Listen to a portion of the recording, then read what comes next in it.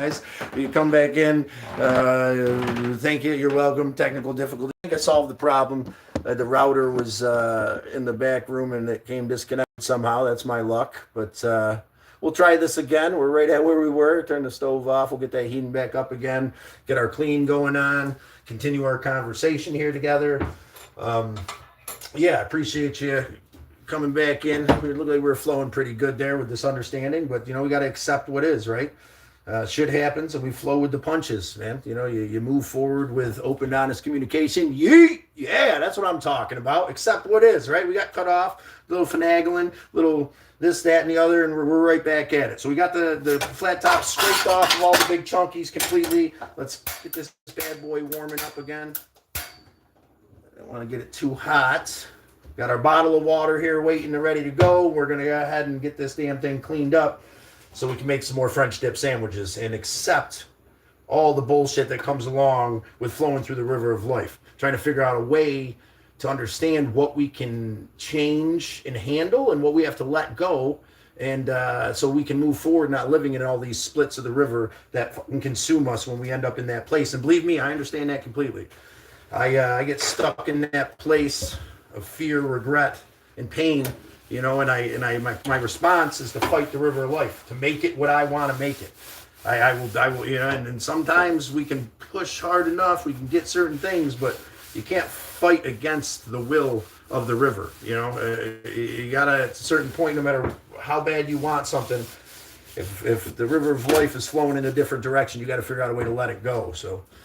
But yeah, W, man, it's good to see you back in, brother. We seemed like we were doing pretty good there. We had, and of course, I hope the stream's working well now. I was thinking some tunage. Listen to some Misled Utopia as we jam on nice low level. Kind of enjoyed that last night while we were doing our thing. So you can kind of pull off the same thing there as the flat top heats up. So I get that flat top nice and hot so we can. You don't ever want to put soap on it. It's like a black stone or like a. I don't want to say black stone. It's like cast iron. You don't want to put soap on it. It'll soak that all up. So I'll show you the proper way to clean these flat tops. And just 1 second. Let's get some music lined up for us, so we're not sitting here just relying on my jackassery. I like those. Bam. And as always, music brought to you by Misled Utopia. I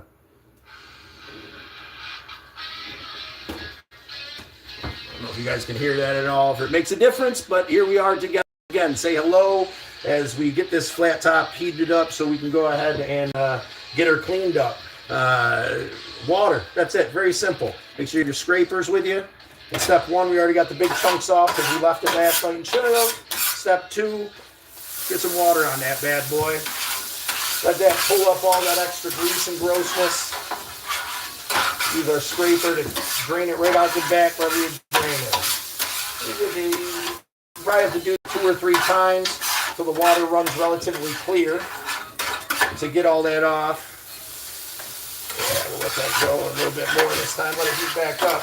The water will cool it back down. I mean, it's not these Blackstones aren't fucking, industrial or nothing. They'll cool down quick with enough meat on them or, with enough cold water. They cool down relatively quick. So give it some time in between to heat back up.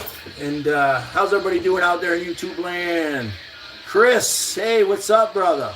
James, there he is. We're going in for round 2 of the pulled pork French dips here today. We're going to use this artisan bread I picked up because we're out of the rolls. But step 1, clean up from yesterday because we did not. Welcome to our second attempt here. Hopefully I alleviated the issue. Let me know what you guys think about the music level. You can hear me, you can hear the music. I'm not sure, I can't hear it from your end, so I would like a little bit of something in the background if it doesn't interrupt what we're doing here. But finding our place in the river of life, contemplating what we can and cannot accept.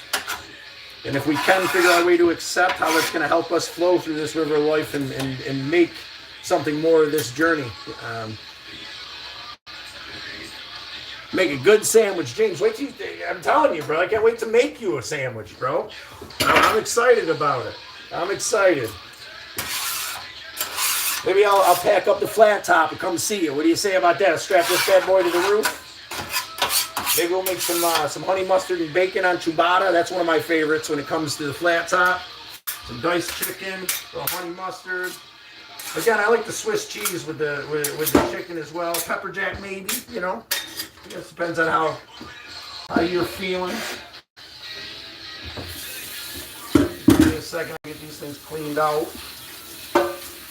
Get our spatulas cleaned off over here too. I didn't clean those last night, but we'll get into some sandwich making here real fucking soon, like. Anybody out there in YouTube land got any techniques that helps them accept where life is taking them? You know, any quotes or deep understandings that'll help us let go of what we dwell on and flow with the river of life to the best of our ability, despite our expectations and where we think we should be headed.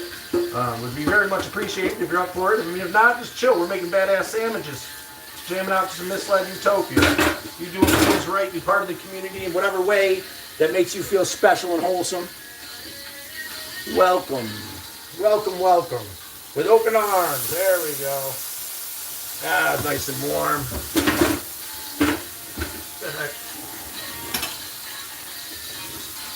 And of course, I missed my opportunity. I can't wait for the moisture to cook off. You got to get it while it's still warm. It's starting to. There we go. Got to have my scrapers ready. Jesus. Let it heat up again. It's almost there. The oil coming off. It's getting a little clearer, a little clearer. Let's see. Let's let it warm up just a little bit, and then we'll get there.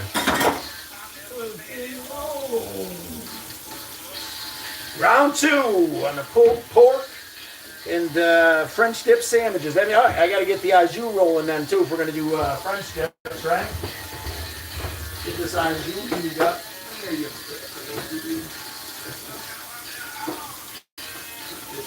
Garlic bread. We're going to need that garlic butter. Got that garlic butter, horseradish. Got the au jus right here.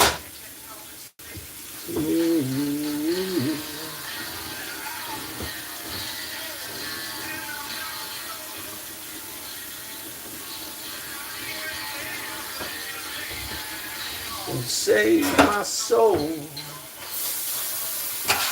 There we go.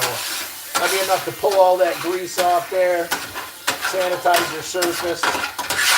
Clean it up really good. And again, don't ever use soap on your black stone or on your cast iron. It'll soak up that flavor. You do not want to be tasting soap when you cook or any kind of cleaning agent. Trust me when I tell you, this is how we do it in any restaurant you go to. And there's some of them use certain chemicals. Most of the time you give it an ice bath on the big thick ones.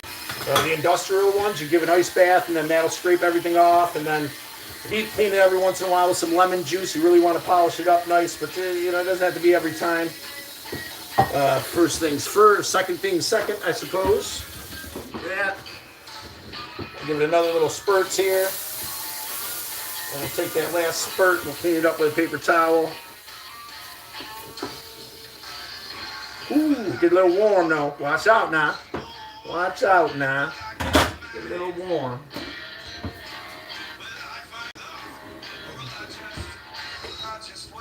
My time. Paper towels. Pretty essential to get a really nice clean on one of these. You might want to use that spatula to, because that gets pretty warm. Now that we're there, give it one of these with some. You want to use extra virgin olive oil to cure your grill top, because that's going to smoke on a higher temp level than regular oils, so you can really get it to secure and clean. You know, get it all on there. And then you can really like kind of heat that up and seal this flat top. Now I should have done this last night, but put it away. You don't have to worry about it rusting or being grease or the grease rotting or nothing like that. You got that layer of vegetable oil on there. There's the olive oil. You know, let that heat up and kind of simmer off. How's everybody doing out there? James, you make a good sandwich. Welcome. Those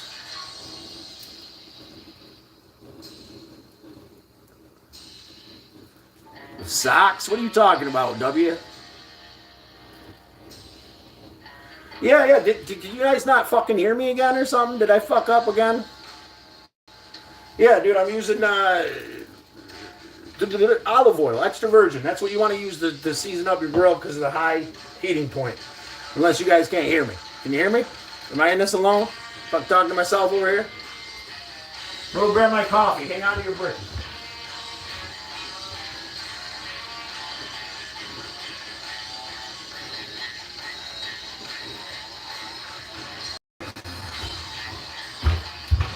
Just got to make up a fresh coffee. But pot right here, boys and girls. I know you guys got some quotes out there that can help us understand our place in this river, how to let go and accept anything on acceptance, appreciation. It's a pretty wide genre today to give us quotes on when it comes to, what we're speaking of. Yeah, there you go. Now check this out. There's a nice clean grill. It's got still that blackness to it, but that's just, that's the way the black top's going to look. Now, when you deep clean it with some lemon juice every once in a while, you can get it back down to silver. But, bam. But that is definitely not necessary all the time. Long-term storage, you're not going to use it maybe, or, I think the deep clean on the flat tops was once a night after you cooked 1,000 things on it all day long in a kitchen. Yeah, brother, well, it's good to have you in, man. It's good to have you in. Where are we starting? Starting with my coffee is where we're starting. Starting to feel a little anxious because lunch keeps getting put off. But, that's all right. Be grubbing soon. So that oil starts to smoke, we're going to go ahead and cut it off. We've hit high temp. That's cured that olive oil to kind of seal it up, and that's where it should be to set and forget until the next time you use it. We're going to let it cool down a little bit so we don't burn our bread that we're going to be toasting here in a minute, or burn the pulled pork we're going to be heating up on this bad boy too. While that cools down just a little bit, get my coffee another 30 seconds. Got to have that fat kid crema, some Snickers. I'm going to pour a candy bar into my coffee because I'm a fat piece of, How's the music versus my talking, guys?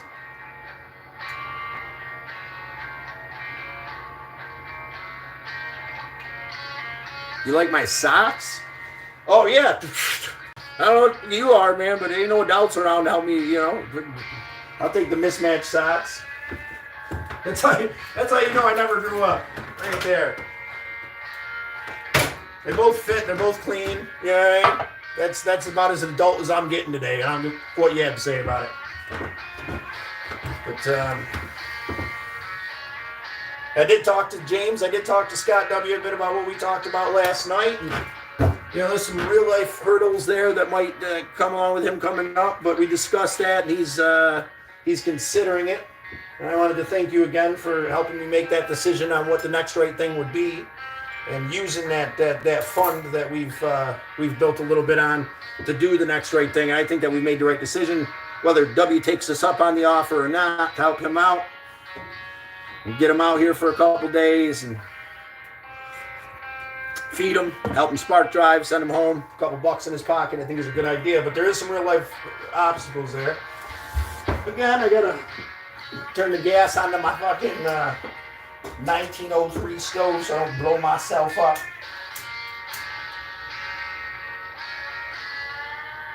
Come on now.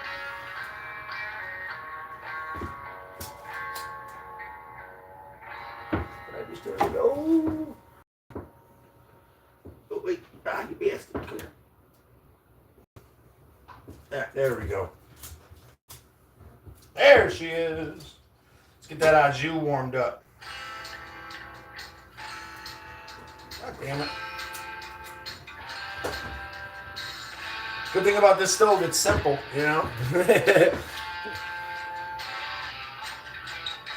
You hear me, sir? Good. Thank you, W. How's your day playing out, bro? How's your day going, man? You making steps forward? You considering what we talked about here? You know, come on up, dude, and fucking we'll do some spark driving. I'll make sure you get home and have a couple bucks in your pocket on Tuesday, man. Funded by the next right thing. You know, your donations included that have come into that next right thing fund. You know, it ain't a bunch of money, but $70 will get you here, right? You know what I'm saying? We'll take that out of the next right thing fund, which was a group decision. Yeah, and I appreciate you being part of that decision, James. But I think it'd be good for you, brother, if you can make it happen. No pressure, no obligations. It's all right. Now let's get our food together. Slow and steady. I gotta slow down. I get too fucking this guy and the other thing. Again, our pulled pork. This pork butt was roasted overnight in a crock pot. I rubbed it down with mustard and Worcestershire mix, seasoned her up, and put a little honey on there. Roasted it in a crock pot overnight with some onions and tomatoes, and then shredded her up. That's going to be our protein for this year's sandwich.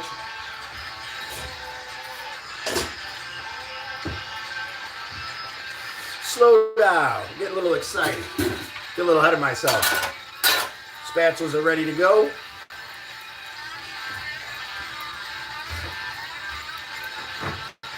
Got some coffee in me. Got some nicotine in me.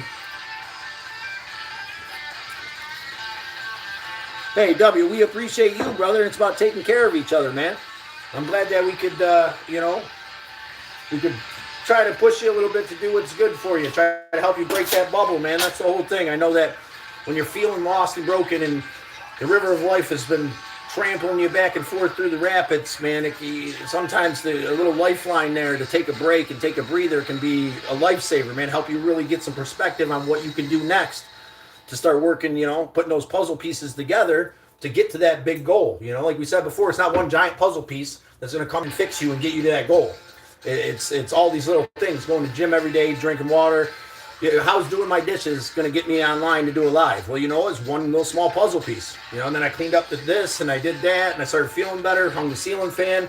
All these things help me to get back to a place where I can be here with you guys. It's small little things, and sometimes Creator puts these opportunities in front of us where we can take a leap forward, and it sounds like a good idea to me, but you got to make that decision, brother.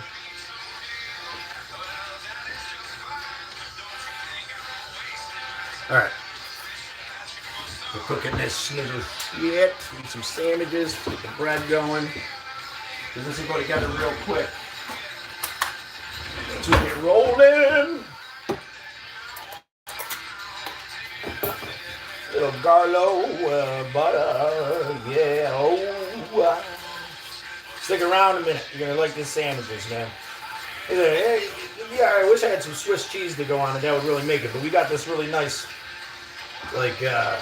artisan bread. Nice, thick, loafy kind of bread. Make nice, really, really nice garlic toast. That's gonna be some yummy right there. Got garlic butter.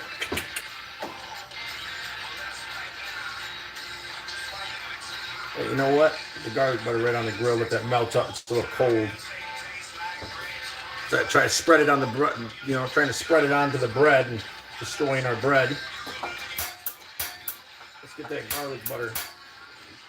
Let's get that garlic butter warmed up right on the grill. We'll roll right onto that. That'll learn it. That'll soak it up. That'll do it. That's enough. That's enough there. All right. Get it around. That garlic butter all nice and yummy.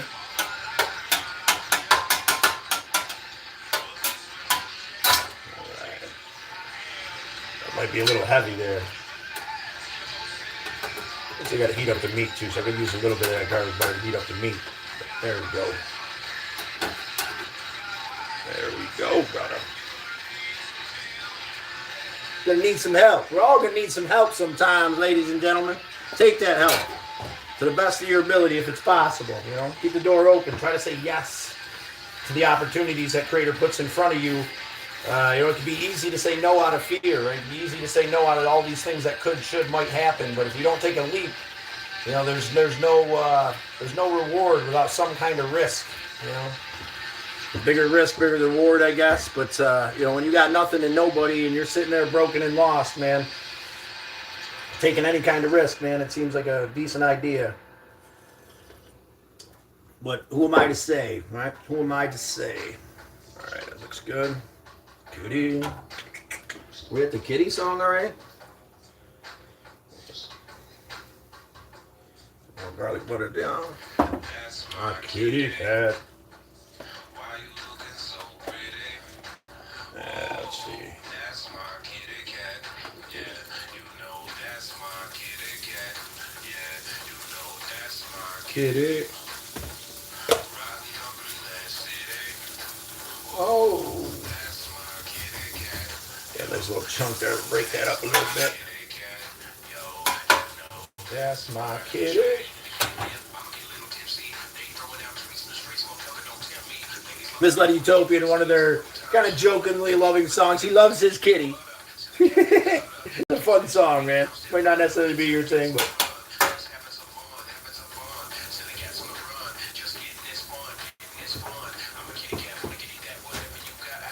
Oh man, I wish I could describe how garlic and yummy this smells with that pulled pork. It's got a little honey, a little Worcestershire, a little mustard kind of blend with the rub. It kind of all soaked in there, made it fat and yummy. What's that? I think. Thank you, James. Or apply the position. Try not freak out with anxiety. Good day, right? Boring. What'd you say? Boring. What am I missing? Am I missing something? Boring. Dude, hey, if that's all you do today is keep it down a little bit, that's fine. I know it's a big leap what we're offering here, man, and it's there. So you don't have to make that decision today. Take a couple days and figure it out. Weigh the options, brother. I understand that too. When you're in that anxiety mode, making any decision can seem hard because when you believe that anything you touch turns to shit, it tends to be that way. You have to find a way to center yourself and know that you're gonna be all right. You know what I'm saying? Then take that leap sometimes. Sometimes a good pause is the best thing to do, brother. Sometimes it's the best thing to do. This pulled pork's heated up enough. We're gonna go ahead and put this off to the side here so we don't overcook the pulled pork while the bread toasts up for us. Get the au jus warmed up. I'm getting excited already, ladies and germs.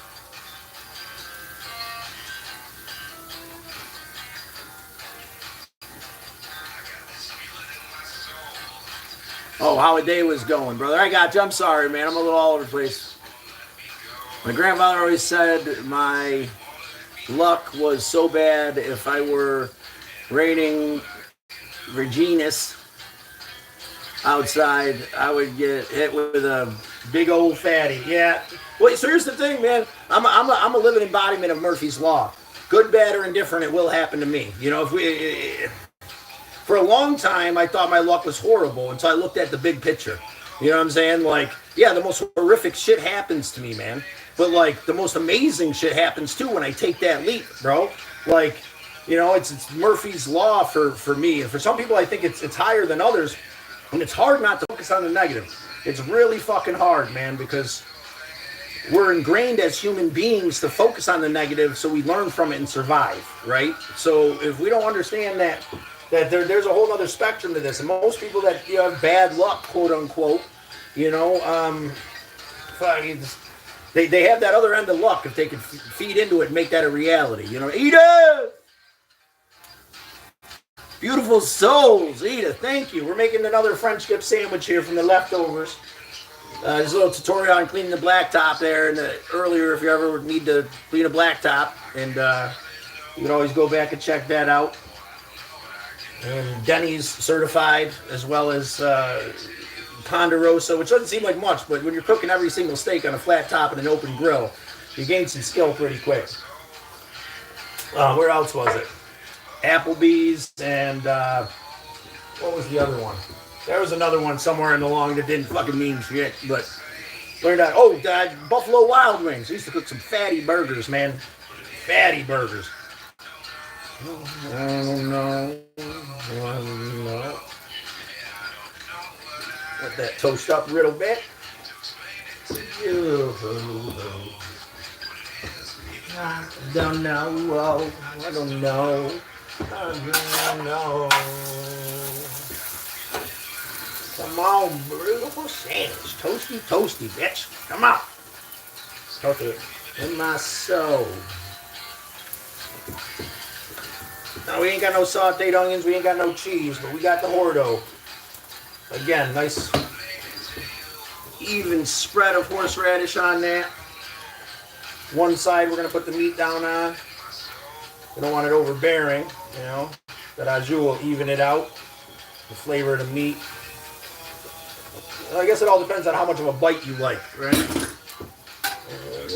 To you. I don't know. I don't know. Ooh, yeah. I can say, I'll go away. Hey. I don't know. I don't know. I just don't know. Like that, give her a cut right there on the flat top. Ooh, a little bit of a pull. Alrighty, roadie. Yeah, sandwich is done, boss. James, I wish you were here. I could make you one too there, big dog. All you guys. I got a whole nother pork butt in the freezer too. There, W, if you decide you can make it, bro. Alright, let's take this rodeo to the table. Let's cut off our grill. I will clean it up later this time, I promise. I'll give you the... Look at that. There it is. That beautiful bean footage. Take this to the table and give it a little test drive. I think it's going to be all right, but it might be poison. I'll let you know. Most likely it'll be poison. I'll eat the whole thing, keep you safe. So, yeah, I'll be right back.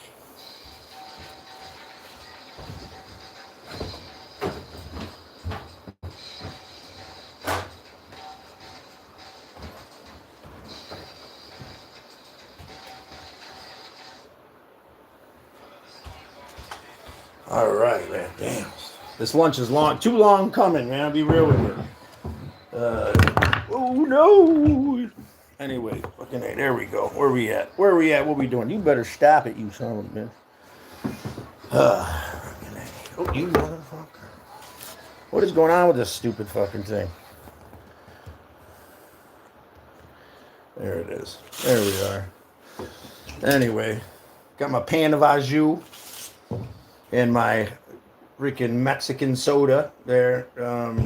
Pure cane yumminess. What we got going on here? Looks amazing. It is pretty good, brother. I am. Edith, you're a great cook, my dear Scott. Look.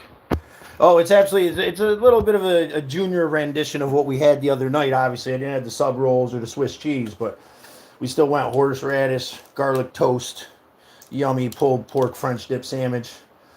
Yeah.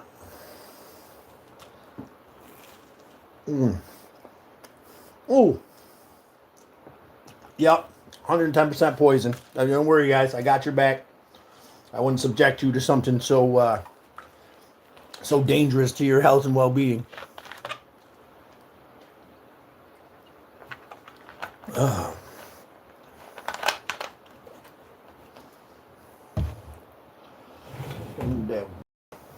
See that a little better. Always got to mess with something. Always got to be messing around. Oh, yeah. I already feel my nerves starting to settle. I waited a little bit too long to eat today. Hope you guys enjoyed that brief tutorial. Hope you go out and get yourself a flat top. The possibilities are endless with quesadillas and grilled sandwiches and all kinds of fat yumminess. I cook all my meats and peppers and onions on that bad boy when I do chili. Makes amazing sandwiches. Get yourself a couple tongs, and you can do it like a professional.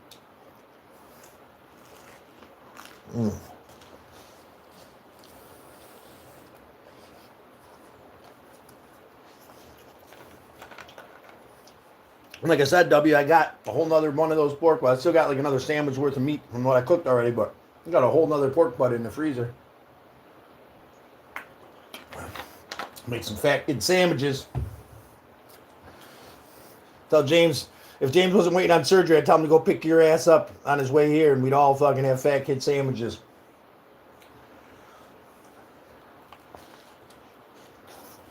But,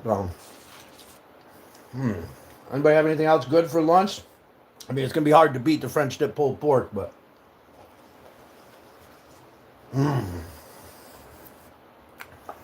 Sally. Hey, Sally. What a blessing. Edith. I know it's so good to see Sally in. We're glad to have you, Sally. Made another pulled pork French dip for lunch. Smaller version this time. But if you check out the live the other night, you can see how I made those giant sandwiches and cleaned up the flat top. Little tutorial on that today. Chatting about the river of life. Where we find ourselves. How we're going to accept where we are and where we're heading. How we can understand that we can find a place in this river. Navigate slightly which part of the river we're in, but we can't fight the current of it. Life is going to flow and it's going to push and pull, and we're going to have rocks and we're going to stumble, and it's going to be rapids and it's going to be waterfalls, and it's going to be, and it's going to be cool riding, and smooth sailing at times. I think the part of the key to find some kind of contentment in your heart is to accept where you are, and that's something that I haven't been doing lately, and I'm going to admit it to myself and you right now. I haven't been able to accept it. I've been holding on to all these boulders of pain and not pushing forward,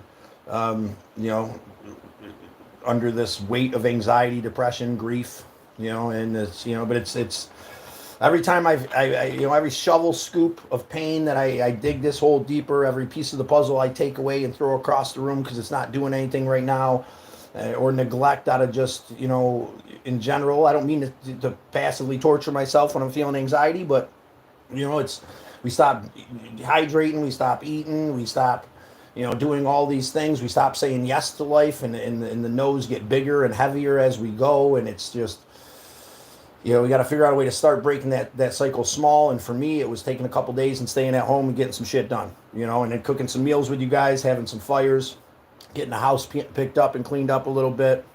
We're all small little puzzle pieces to get me to be here with you right now, because this couldn't have happened a week ago or two, Holiday season was rough. Medication's a complicated thing to get right. And our mental health at points can be a complicated thing to freaking navigate, You're out there struggling, hold on. You're not alone. We weather the burden together here with compassion and love in our hearts. And, we gently nudge you to express yourself, how you're feeling, what you're going through, what you're doing, This way we can weather the burden together, because you're not a burden. You're a blessing on everybody that you open up to. Because whether you realize it or not, when you open up to that person, it alleviates a bit of their stress because it gives them a sense of purpose. We hold on to this shit, this pain and this sorrow, and we own it to a point where it destroys us, And me too. I fall victim to this, mentality, this pain, this anxiety. We got to find our medicine, spiritually, emotionally, and physically. And, don't judge the things we don't know. Right now I'm on a medical medicine, a medicine understanding of what it means to be medicated medically with, through therapy and, trying to work that out because I don't know anything about it, and give that a whirl, and medication to negate the anxiety for right now. Not sure where that's going to go, but, it's hard to ask. It's hard to get the ball rolling, but, stress and is a normal thing of life, but when it gets to the point where it paralyzes you and you fall into that default and you can't stop digging the fucking hole, you might have a chemical imbalance in your brain that needs to be addressed. You might need to reach out to someone who understands these things, and to help you find peace, so you can start putting the puzzle pieces back together and stop throwing them across the damn room, wondering why you're not getting anywhere. Anyway, perfect sandwich. Jeez. I'm gonna make another one of them here in a minute. What state are you in again, Edith? Edith isn't in a state. She's in like Africa, right? Am I right, Edith? I could be wrong. I should know by now. I appreciate and cherish you coming in. And it's hard for me to keep associations, especially like this, you know. But I'm pretty sure it's Africa, right? South Africa.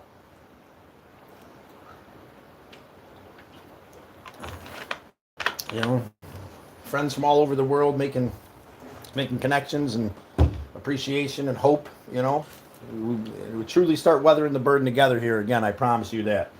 Start finding our way to put the pieces together to get us to where we want to go, or where Creator's taking us. Sometimes where we want to go isn't necessarily where the God of your understanding is going to take you, and it's a humbling part of life that we have to learn to accept. You know, I spent a lot of time dwelling on what I think it should be and where I think I should be going, and I negate where Creator's trying to take me because I'm fighting it. You know, let go, flow with the river of life to the best of your ability is the advice I can give today. Yeah, South Africa. I appreciate you, Edith. I just want you to know you are appreciated despite my 4-second memory span.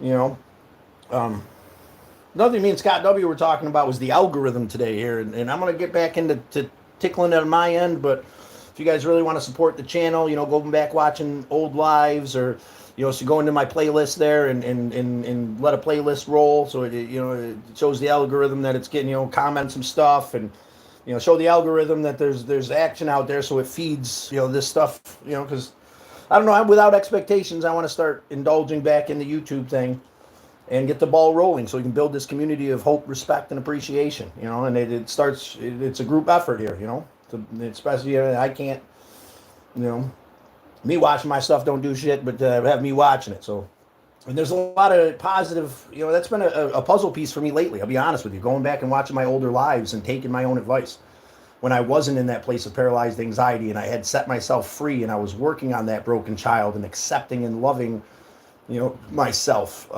know, I lost track of that, and to go back and to watch those lives. There's a particularly amazing one that's 988. It's about the hotline 988. You know, that's at times I felt anxious about doing that live because I expressed so much and felt so much during it. But going back and watching it and reminding myself of the value of the loss I've been through and how there's avenues to pull forward, you know, through that pain and struggle, whether it be losing a loved one or whether it be not saying the thing to someone you care for, you know, watching those lives have really helped me out a lot, you know, and you know, if you're at that point and I'm not popping on every day, you know, you go watch those lives, you know, that would help me a lot, and it'll help the channel, and hopefully it'll help to solidify these lessons that we're trying to learn here. Well, yeah, I'm starting to feel excited about it again, guys. You know, did a little wood burning the other night. We worked on this piece here a little bit together, a couple cooking, a couple fires, you know, contemplating how we're going to take the next trip, which is coming soon. I'm working on all the variables right now. And, you know, I got this idea. We're here with this cage here. The door comes off and you can fold it in half. I'm going to put bedding in that for Bun Bun and put that in the trunk so he can have his little bedding area back there where I stick my feet in the trunk to sleep. And then when I get to Rob's house, my sister's, I got like a dog crate I could put him in the side room. And I got to get him a harness and a leash, and he ain't going to like that. But you know, that's the game plan to, you know, one of the things the candidate's been saying no because of this rabbit. We can figure out a way to say yes, you know. But anyhow, this is the living room, dining room. Did all that tongue and groove pine. That cactus, the one small bottom part was from when I went to the Keys. So it was Cocoa Beach there, and that thing's grown like crazy. I've gutted, and this is my projection screen TV, and I've gutted everything out, drywalled it, added both these windows. And then here in the back room, just cleaned up the living room. Or there's that one wall there too. I replaced tongue and groove pine, built that whole display area. That goes into the bathroom over there. But this is my room for the moment. And you know, not nothing special, but a little room. Got some artwork and a fireplace there that I actually built that fireplace. Here, I'll show you something. It'll look cool. I'm not sure how it'll look in the light, but can you see it? A cool little electric fireplace. It's got a warming unit. It's not too energy efficient, but I turn that on every once in a while because I do heat the house with this gas fireplace here. And then we got the bathroom. Me and my cousin built this addition on our own, from nothing. Took that window, which was right there, and replaced it with that cool mirror window thing I got. Still got to do all the tile. I got some issues with the shower I got to figure out because it leaks, so I got to turn the water off to it till blah, blah, blah. But again, tongue and groove pine sealants, all stained and sanded and oiled. I got that guy there in Ohio. It was marked $450 at a glass blowing place. I talked to the guy, got it for $250. It's a really cool light fixture. And a lot of projects around here that need to be done, but they're seeming a little bit easier. Put the fan up just recently, which you can imagine makes a big deal with the fireplace being the heat source. It helps even out the heat. Some of my art hanging on the walls. Get a good view of it. But anyway, this little hallway's a little dark, but this was the master bedroom, but I didn't have it done properly. So this actually is a porch. That was my friend's porch. It's the underneath part of the tongue and groove. So I took it apart and sanded the back part and stained it. I got this closet now. It's got the hot water tank and the furnace in there. That's used to be where there was like a little washer and dryer room. And then I've took the all the rest of the sheetrock that was kind of just propped up there, and how I had it put up is I'm going to have to do something with this electrical. That's the next step back here, is figuring out what to do with this electrical, get someone to help me out so I can bury it in the walls. But for right now, this is just blocked off. This will be the master bedroom because it does have the view,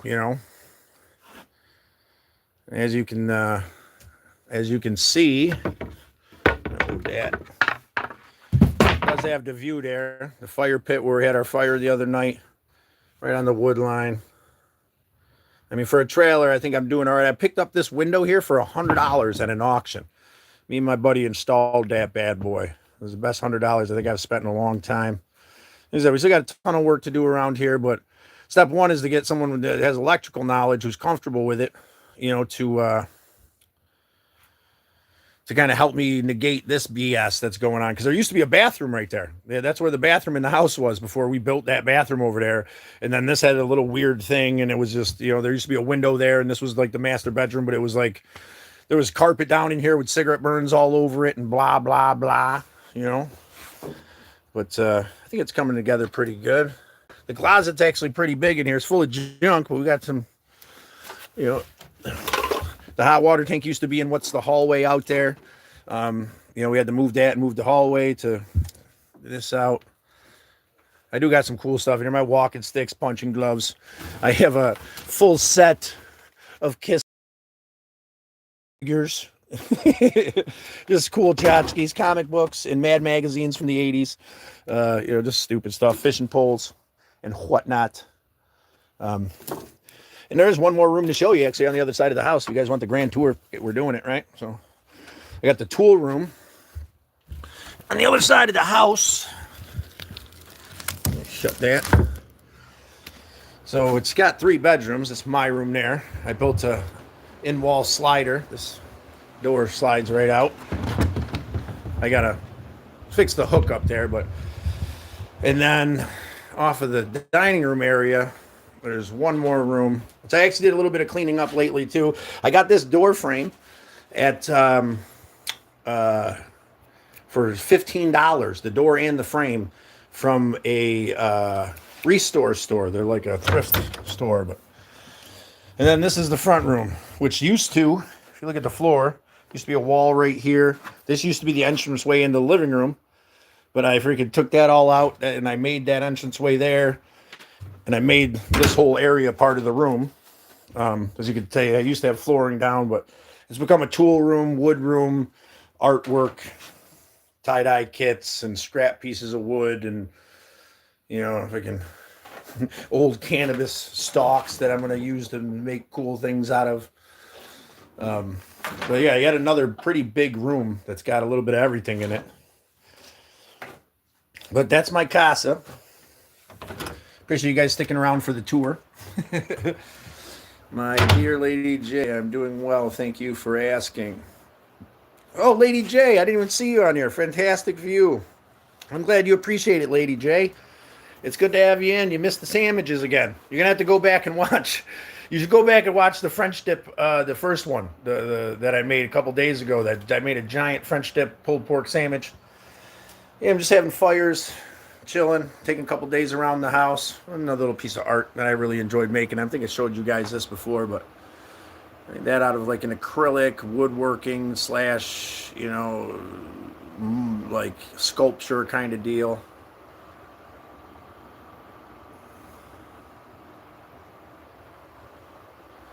My sister did this. Lena, I don't speak with, I haven't spoken with in a while, but shit happens.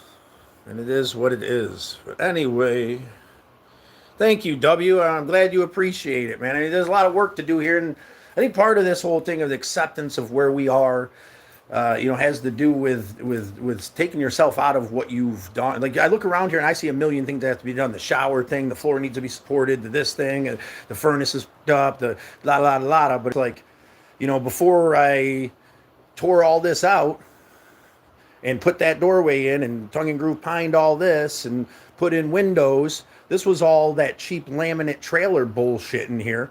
I got this chandelier for $26 at the Restore store. I got that thing there at an auction. There's another one in the bathroom.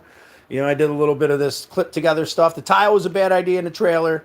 I might have to rethink what I'm doing with that, but because it's never gonna make it stable enough. I bought this bench for freaking, I think $5 at a flea market.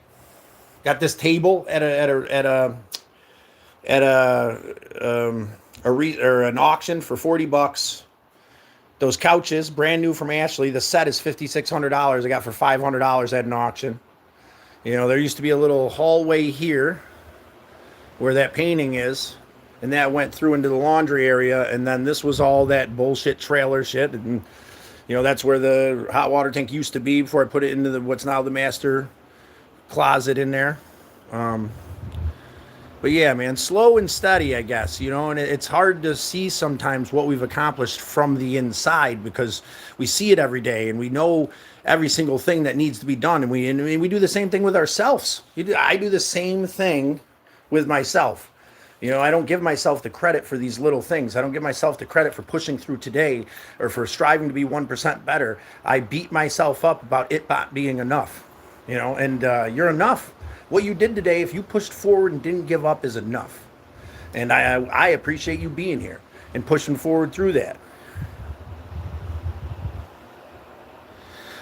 So I plan on going to Rob's place here, hopefully in the next week or two. Yeah, and then Sally, you're on the agenda. Swoop up that way afterwards and hang out with you a little bit. One step at a time, Edith. You're 110% right, and I appreciate the reminder of that. What I do with my cigarettes. Have a cigarette with you and relax a little bit. We'll go hang out in the cozy, make you think that we're in a cozy little cabin. How's that sound? There we go. That's a nice view right there, huh? How's that work? There we are. Doesn't necessarily look like it. So that piece of, I don't know, what is it called? I can't remember the name of the wood there. Whatever. I got that in the Adirondacks. These little things I pick up as I travel. That room in there is full of sticks and twigs and little artistic things that I pick up as I travel. Yeah. It's not so bad for what it is. Oh, DYI. Good to see you, brother. Good afternoon to you, good sir. We're talking about the river of life and where it takes us. If we're going to accept what is, and do the best we can to navigate where we are, we're going to wear ourselves out fighting that river of life. We might be able to fight it for a while, but I'm a firm believer that we have to give into that shit and understand our limitations so that we can heal and grow properly. Andy! Big dog Andy! It's Andy! Andy! What's up, Andy? Hope you're chilling, brother. You missed the French dip sandwich we just made. If you go back to my lives, we made some killer Blackstone French dip sandwiches, man, the other night, and just now lunch, and some little tutorial on how to clean that black top if you need to know how. DYI, fantastic advice, man. I feel that. Thank you, DYI.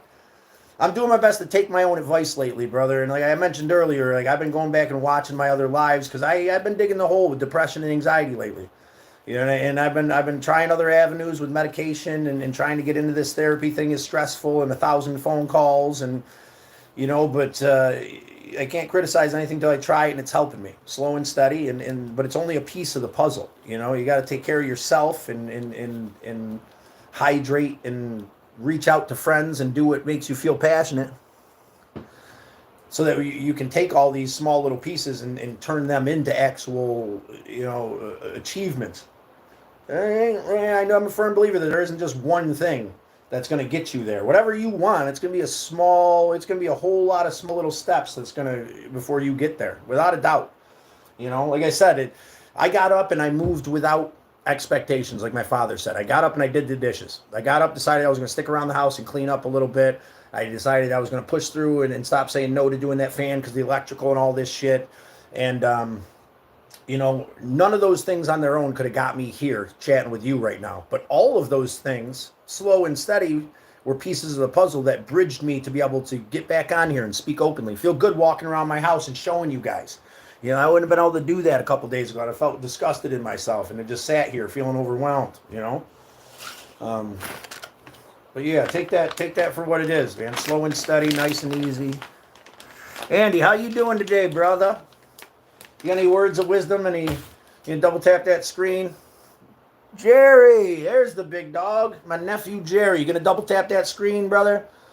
You going to tell us how you stay positive and appreciative and maybe a little wisdom from the big dog? Al himself loved you, Jerry. We use a lot of his wisdom here to push forward and, appreciate Hawanase. And, he loved you as a grandchild. And, if you got any little pearls of wisdom that we could share of his or ours or yours on how we're going to not fight the river of life, as Al would say, that'd be appreciated, brother. If you got something in you. If not, I appreciate having you here either way. Edith. Oh, Pokey hugs. He is a good friend, Scott. Everyone, please welcome him. Oh, yeah, no problem, for sure. Pokey. Yeah, it was in quotation marks. Pokey. Yeah, Andy Pokey.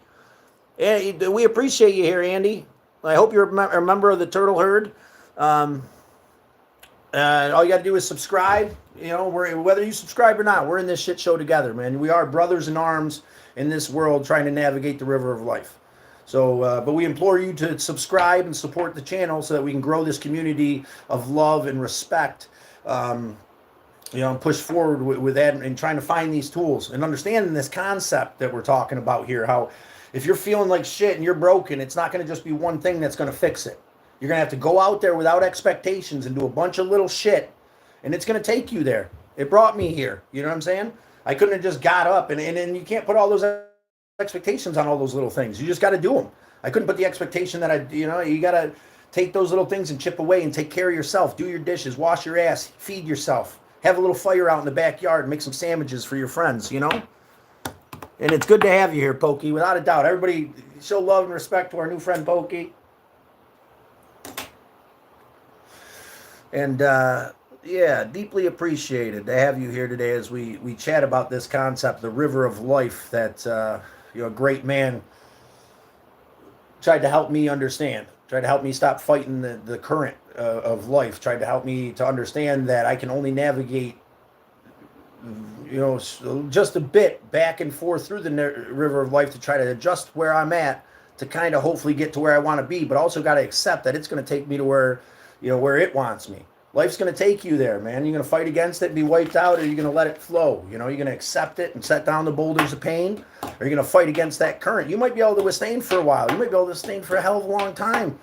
You might be able to hold back that current for fucking decades, man. But when it comes crumbling, you're going to be a hurting unit. I am subscribed, bro. Edith, get me on, please. Yeah, it's a pleasure to have you here, too. Give me one slippery second, and I'll be right back with you. I'll go get my ashtray.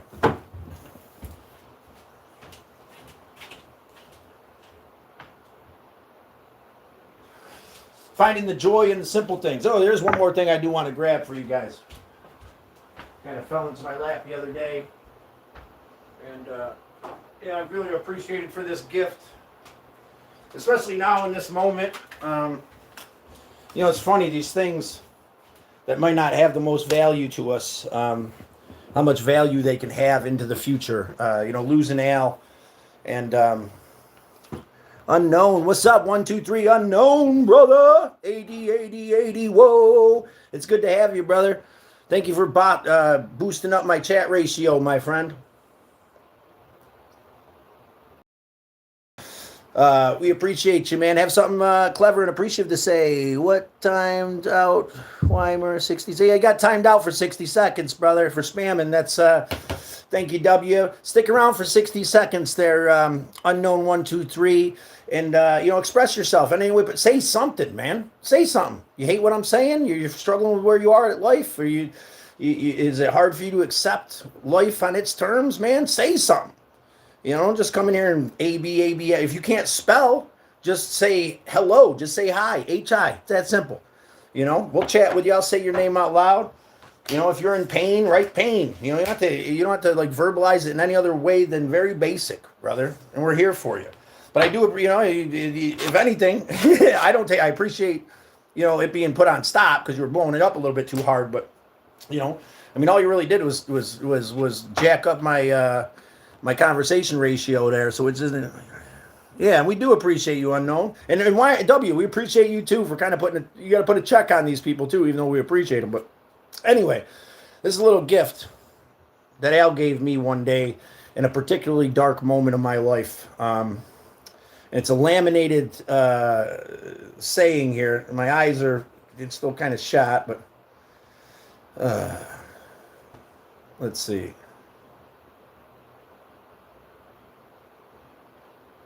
Okay, here we go. We'll get the quote out to you. And acceptance is the answer to all my problems today. When I am disturbed, it is because I find some part or some person, some place, thing, or situation, some fact of my life unacceptable to me. I can find my serenity and I can find no serenity until I accept that person, place, thing, or situation as being exactly the way it is supposed to be. At this moment, nothing, absolutely nothing, happens in God's world by mistake. Until I could accept my alcoholism, I couldn't be happy. I need to communicate not so much on what needs to be changed in the world as what needs to be changed in me and in my affairs. That was a lot. Yeah, I know I kind of slaughtered that. It's hard for me to read it in this lighting and whatnot, but it embodies that entitlement. Now it's revolved around alcoholism. Now Al, the big dog, openly admitted 30 years sobriety, he had an alcohol problem. I've struggled with that at times myself, and I don't want that to be my lifestyle. And I like having a beer here too there, but I think that there is a actual physical disease that draws people towards it. I think that I have this emotional disease, and I drink like an alcoholic at times, but if I don't put it in check. And but lovely piece of wisdom. We have to accept what is, and the value and weight of this saying here is a beautiful thing. I know I slaughtered the shit out of that. Probably sounded like a jackass reading it. But here's the thing too with this. It's like split. The words are split too. And that kind of gets me off guard with my dyslexia when half the words spelled on the thing and half the word. How are you, my angel friend Pokey? Glad to see you. What quote do you want us to talk about, Scott? Edith, so we're talking about the river of life. Accepting the flow of the river of life. So acceptance, understanding the difference between what we can affect and what we can't, is kind of what we're, maybe something along those lines. I know I slaughtered the writing but understanding that absolutely nothing happens in God's world by mistake. Nothing happens in this flow of the river of life without the God of your understandings presence, right? Despite how much we kind of push away from that. I guess anything along those lines, whatever feels right, Edith. I'm sure you got it. You could dig up a decent one. But yeah, I think I'm gonna. What time? We got about an hour in. I think I might take a break here a little bit. Maybe I'll pop back later on when I'm doing something. I'm not sure what the next step is. I think it's washing that ass. I'll be there with you. Clean up a little bit. And since I didn't this morning, it's kind of been moseying around the house getting stuff done. But yeah, it's good to have you guys in today. I appreciate all the support and love, conversation. Hopefully Unknown will pop back in here and chat with us here in a minute. Andy, I found my inner peace by accepting God back into my life. Thank you to my best friend Edith here. That's an amazing thing, Pokey. We appreciate you. And I think that's whether you be spiritual or not, accepting a higher power, accepting that, there is some kind of force to this world that has a pull to it, the river of life, Mother Earth in general and her flow. And, how the world definitely changes when you drop your expectations, my friend. They drop, you drop those expectations and just do, and you'll be taken somewhere beautiful. But you gotta get moving. You gotta put that first foot down. Every cloud, my dears, there's always a silver lining. Very much so. That's the thing too. Every cloud, no matter how painful, losing my brothers, losing Al, to the way that it all played out, how could you ever say that there's any positivity there? But look what I'm doing now.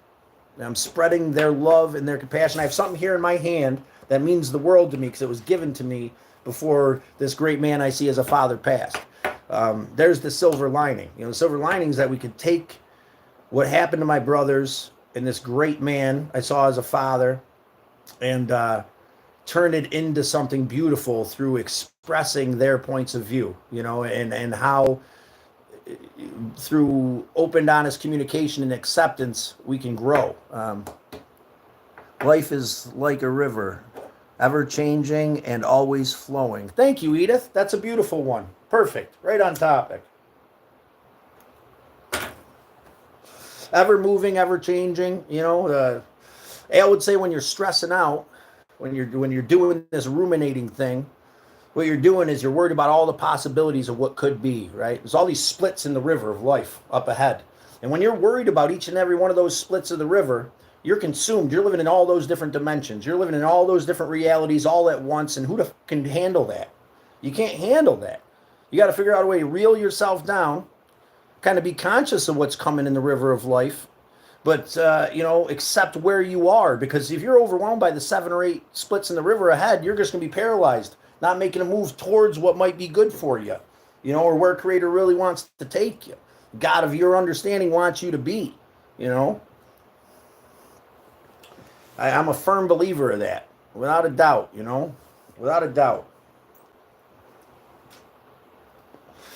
And in Al's open-hearted, loving way, man, to be able to open my home to Scott W. and hopefully he can find it in him to say yes, as long as he thinks it's logical, and we can help him to get here, and we can help him make a couple bucks while he's here. That seems like an Al thing to do. That's exactly what my pops would do. Exactly what Al would do. He'd say, "Come on up, W. Let's make you a couple bucks. Let's get you on track. Let's send you home with a couple dollars in your pocket. And that's what I'm trying to do here for you, brother. I know that it's easier said than done. But and I appreciate the herd, brother, the turtle herd, man. We're in this shit show together. We're gonna weather the burden, and then, sometimes we gotta allow that help. Sometimes it is hard for me to take help in a lot of ways, in a lot of different times in my life. It's hard for me to accept from anybody, right? What do they expect from me? And what does this mean? And I'm less than because I accept. It's not. It doesn't have to be that way. Especially when it comes to family, and you're a true brother in this world, man. And I know what you're going through. I've been there before, to a certain extent in some ways. And if I can alleviate that and help you find a sense of center so we can point you in the right direction, man, and I know how hard it is for you, brother. And I'm not saying make a decision. I'm not saying that, I'm just speaking open-heartedly about how much it would mean to me if I could, have you chill for days, make you a couple sandwiches, make you a couple bucks, spark drive, and send you home with a couple bucks. I know it's complicated. It's a hell of a lot more complicated than that. It's life. You know, and in the moment of anxiety and stress that you seem to be in through our conversations, where I've been just recently, it can be hard to do anything because you know anything you do is going to turn to shit. And when you know everything you're going to do is going to turn to shit, there's a manifest destiny, you know, kind of portion of what goes on here that you put that energy out, it's going to happen. You know, like, so you got to figure out a way to negate that and say yes and get comfortable with yes. And if you can't get comfortable with yes, then that fucking sucks, man. But the door's open. The Turtle Herd figured out a way to open it up and get you here through their donations. You know what I'm saying? Through the Next Right Thing Fund, with their okay. Um, you know what I'm saying? But it's all got to be in its right time, and it's all got to be it's you, brother. Just know the door's there open. Maybe the door just being there open can kind of alleviate the stress of you feeling like you're stuck there in this crazy scenario. You know what I'm saying? And that can help you gather some perspective and push forward. And if not, man, I'm here, brother. 9 hours away. We got the gas for you. You know what I'm saying? You got to work out a couple other things if possible. I get that, you know, but, you know, the option's here, man. And I'll do the best I can for you, brother. You know, I'll do the best I can for you. Anybody out there in YouTube land do anything special for anybody they care about lately? You take care of somebody in a very particular way that helps you to find peace in your heart? I'd like to hear about that. You know, has anybody helped you lately in that way to find a sense of peace? You can honor that person by mentioning them in the comments. Love the herd. I'm ever so grateful. I'm trying to work it out to come in for a bit. Yeah, I know you are, brother, and I'm trying not to push you too hard. You know what I'm saying? I'm trying to help nudge you towards that, the way the big dog would help nudge me towards making a good decision for myself, because especially when we're not used to fucking taking the leap, man, and we got all this other shit going on, it can be hard to take that leap, you know. And from my perspective, seems like, you know, a no-brainer. But I'm not in your shoes, brother. So I also accept whatever way you decide to do, you know, whatever you decide to be, however you decide to, whatever decision you decide to make. But I'm just really glad that, you know, this is a testimony to what we're doing here, to be able to take that Next Right Thing Fund and be able to help, you know, have the door open for you. You know, it's there. And then, you know, we got some left over for gas towards Sally's. That's the, you know, and then there's more coming in through the lives here and there when they do. And, you know, or the Cash App, which I get 100% of, or not, you know, or I'm going to go out there and bust my ass and make it happen. I'm getting to Sally's, you know, but, you know, and you fed into that Next Right Thing Fund, brother. Thank you, W. You know what I'm saying? It's a beautiful thing, you know, we could do something for somebody else, where we could care and have compassion and kindness in ourselves enough to put somebody else first. Now, that doesn't mean we got to watch that, because we can't do it all the time. But to be able to do that in certain scenarios fills my heart with joy, man. You know, and we need happiness and joy. Happiness comes from doing something for yourself, and joy comes from doing for others. And, you know, I have the ability here. We have the ability here to give you that option. And, you know, for me, if I was in your shoes, just having that option, whether I could take it or not, would help me, you know. I'm a caring associate work. I do care associate work with elderly. To Even though my bad health past years, I strive. That's awesome, Pokey. We appreciate you taking care, you know, and take care of the people around you. It gives you a real sense of joy, right, and appreciation. Andy, I appreciate you. I'm glad I could help. Give God the credit. Without him, I could not help no one, because I am the one who led me, because he's the one that led me. Hugs Pokey is what Edith says. Yeah, beautiful, man. I appreciate you being here. I appreciate us navigating this river of life together, man. This has been a more than just a little lunch, more than a little just tutorial on how to clean a blacktop in a nice fatty sandwich. It's been a leaping off point where you can get back on the ball, spreading hope and love and appreciation in a positive way. You know, and navigating that with the lessons learned in the past. You know, it's give it a few more. I'm gonna finish my cigarette and we're gonna cut off. You know, I'm not gonna push myself into a wall. You know, take some time and reflect on what we talked about. Oh, MD, there she is. MD, we miss and love you, MD. You missed the sandwich again. You're gonna have to go back and watch it. We were just talking about tickling the algorithm. If you're up to help the turtle herd out, going back and watching those older lives and going back and liking and commenting on things really helps to get the juice flowing with the algorithm. You go back and watch us make the sandwiches. You go back and watch some of these clips from the fire, or go back and watch some of our old lives if you ever get a chance and I'm not around. You know, it's something that, you know, I'm going to do the work here on this end to start getting the algorithm back in our corner. But Turtle Herd members out there, I implore you to, kind of get out there and tickle the algorithm by liking, by liking on different shorts. You go onto the playlists and just play one of my playlists through and like everything, or comment on stuff, or just go on one of my playlists and let it play through. There's some cool stuff on there, man. I was watching my shorts the other day. The cool stuff playlist got some awesome stuff. Free arcade in Georgia. There's an animal playlist. It's got puppies and bunny rabbits and fucking what are the little long rat looking things? What are those? Ferrets. We got a couple ferret buddies on there on the shorts. Some cows talking shit. Yeah, there's cows that talk shit on there. Believe it or not. Check out the animal playlist.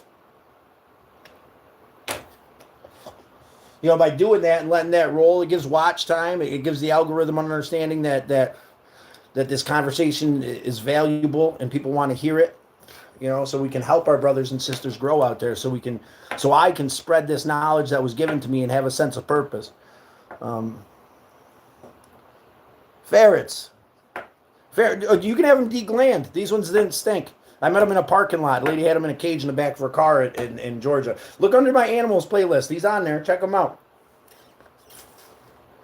They're cute little guys. Not that I want ferrets. They steal shit and hide shit. And fuck.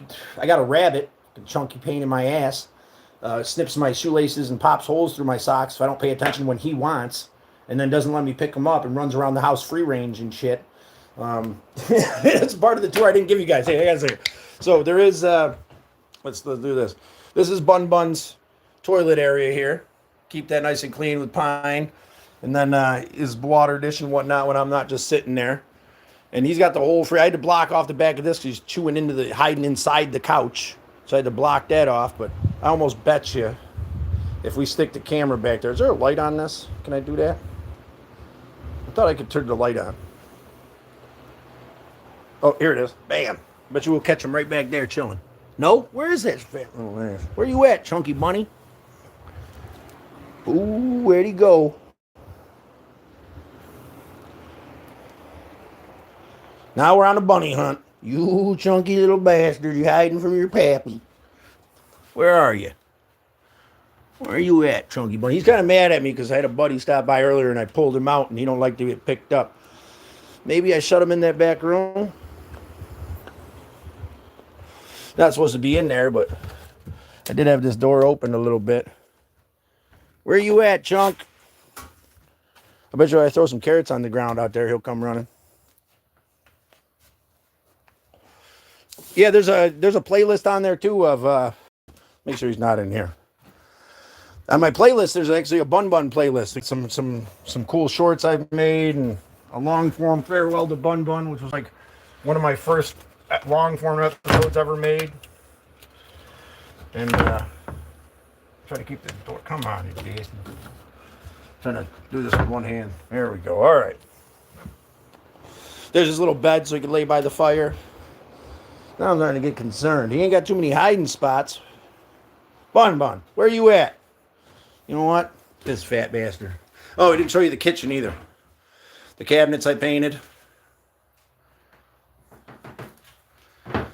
And it came out pretty cool. I mean, it's still a work in progress. I made this for my brothers. I was out at their grave site for a while. I have to reseal it and fix it up.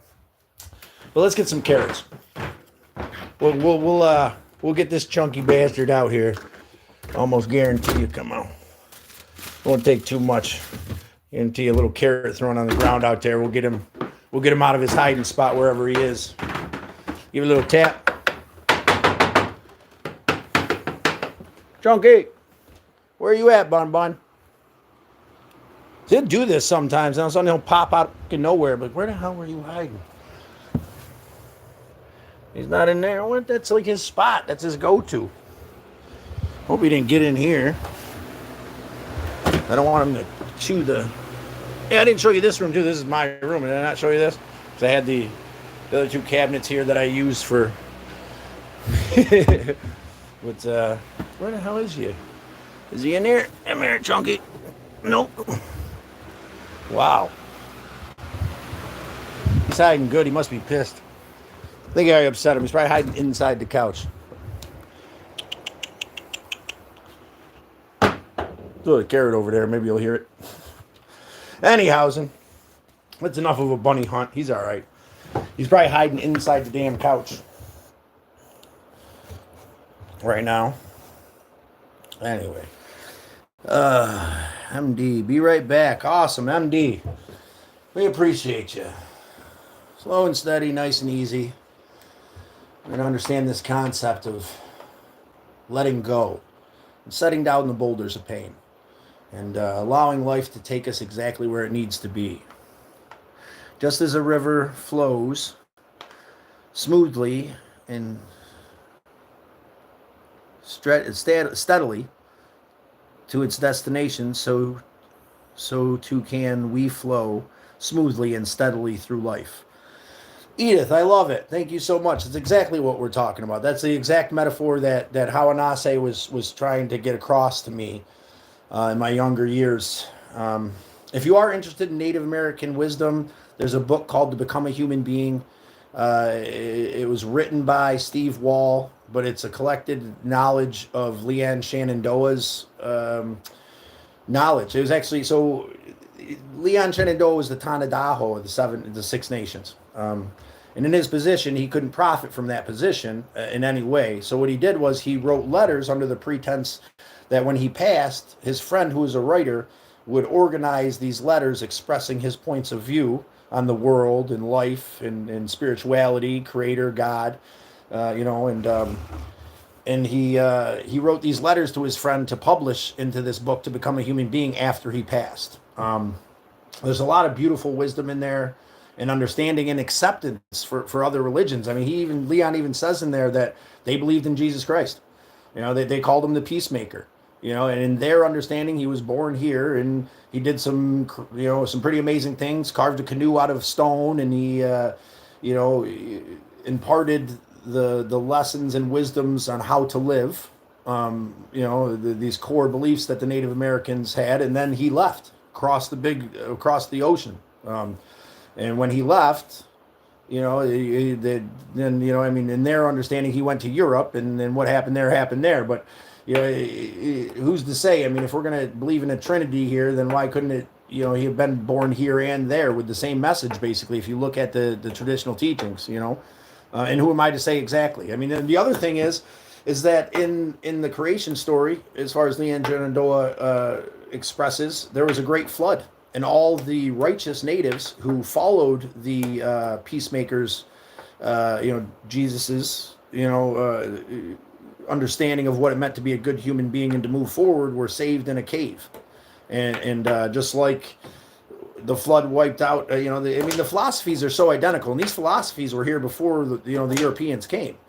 So it kind of boggles my mind that there's so many similarities in the telling of these stories. And with the natives, you got to understand there was no written word, so it was passed along generation to generation, and through people telling stories, and that's even if you write it down, things get lost in translation.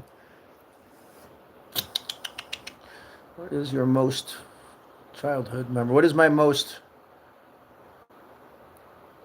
fondest childhood memory?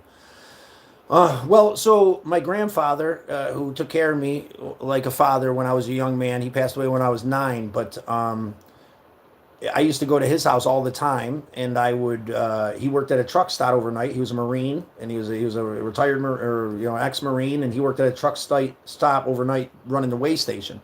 And he would take my order before he left. I want a glazed donut and a Snickers bar and some chalky milk. And I'd leave with him, out I had my little porch playing video games, Sega and Super Nintendo. He got me out there playing it, and he'd leave for work, and then I'd go pass out, and then he'd wake me up in the morning when he got home with my order, and I'd have my donut, my chalky, and my candy bars, and I'd go play video games out on the porch.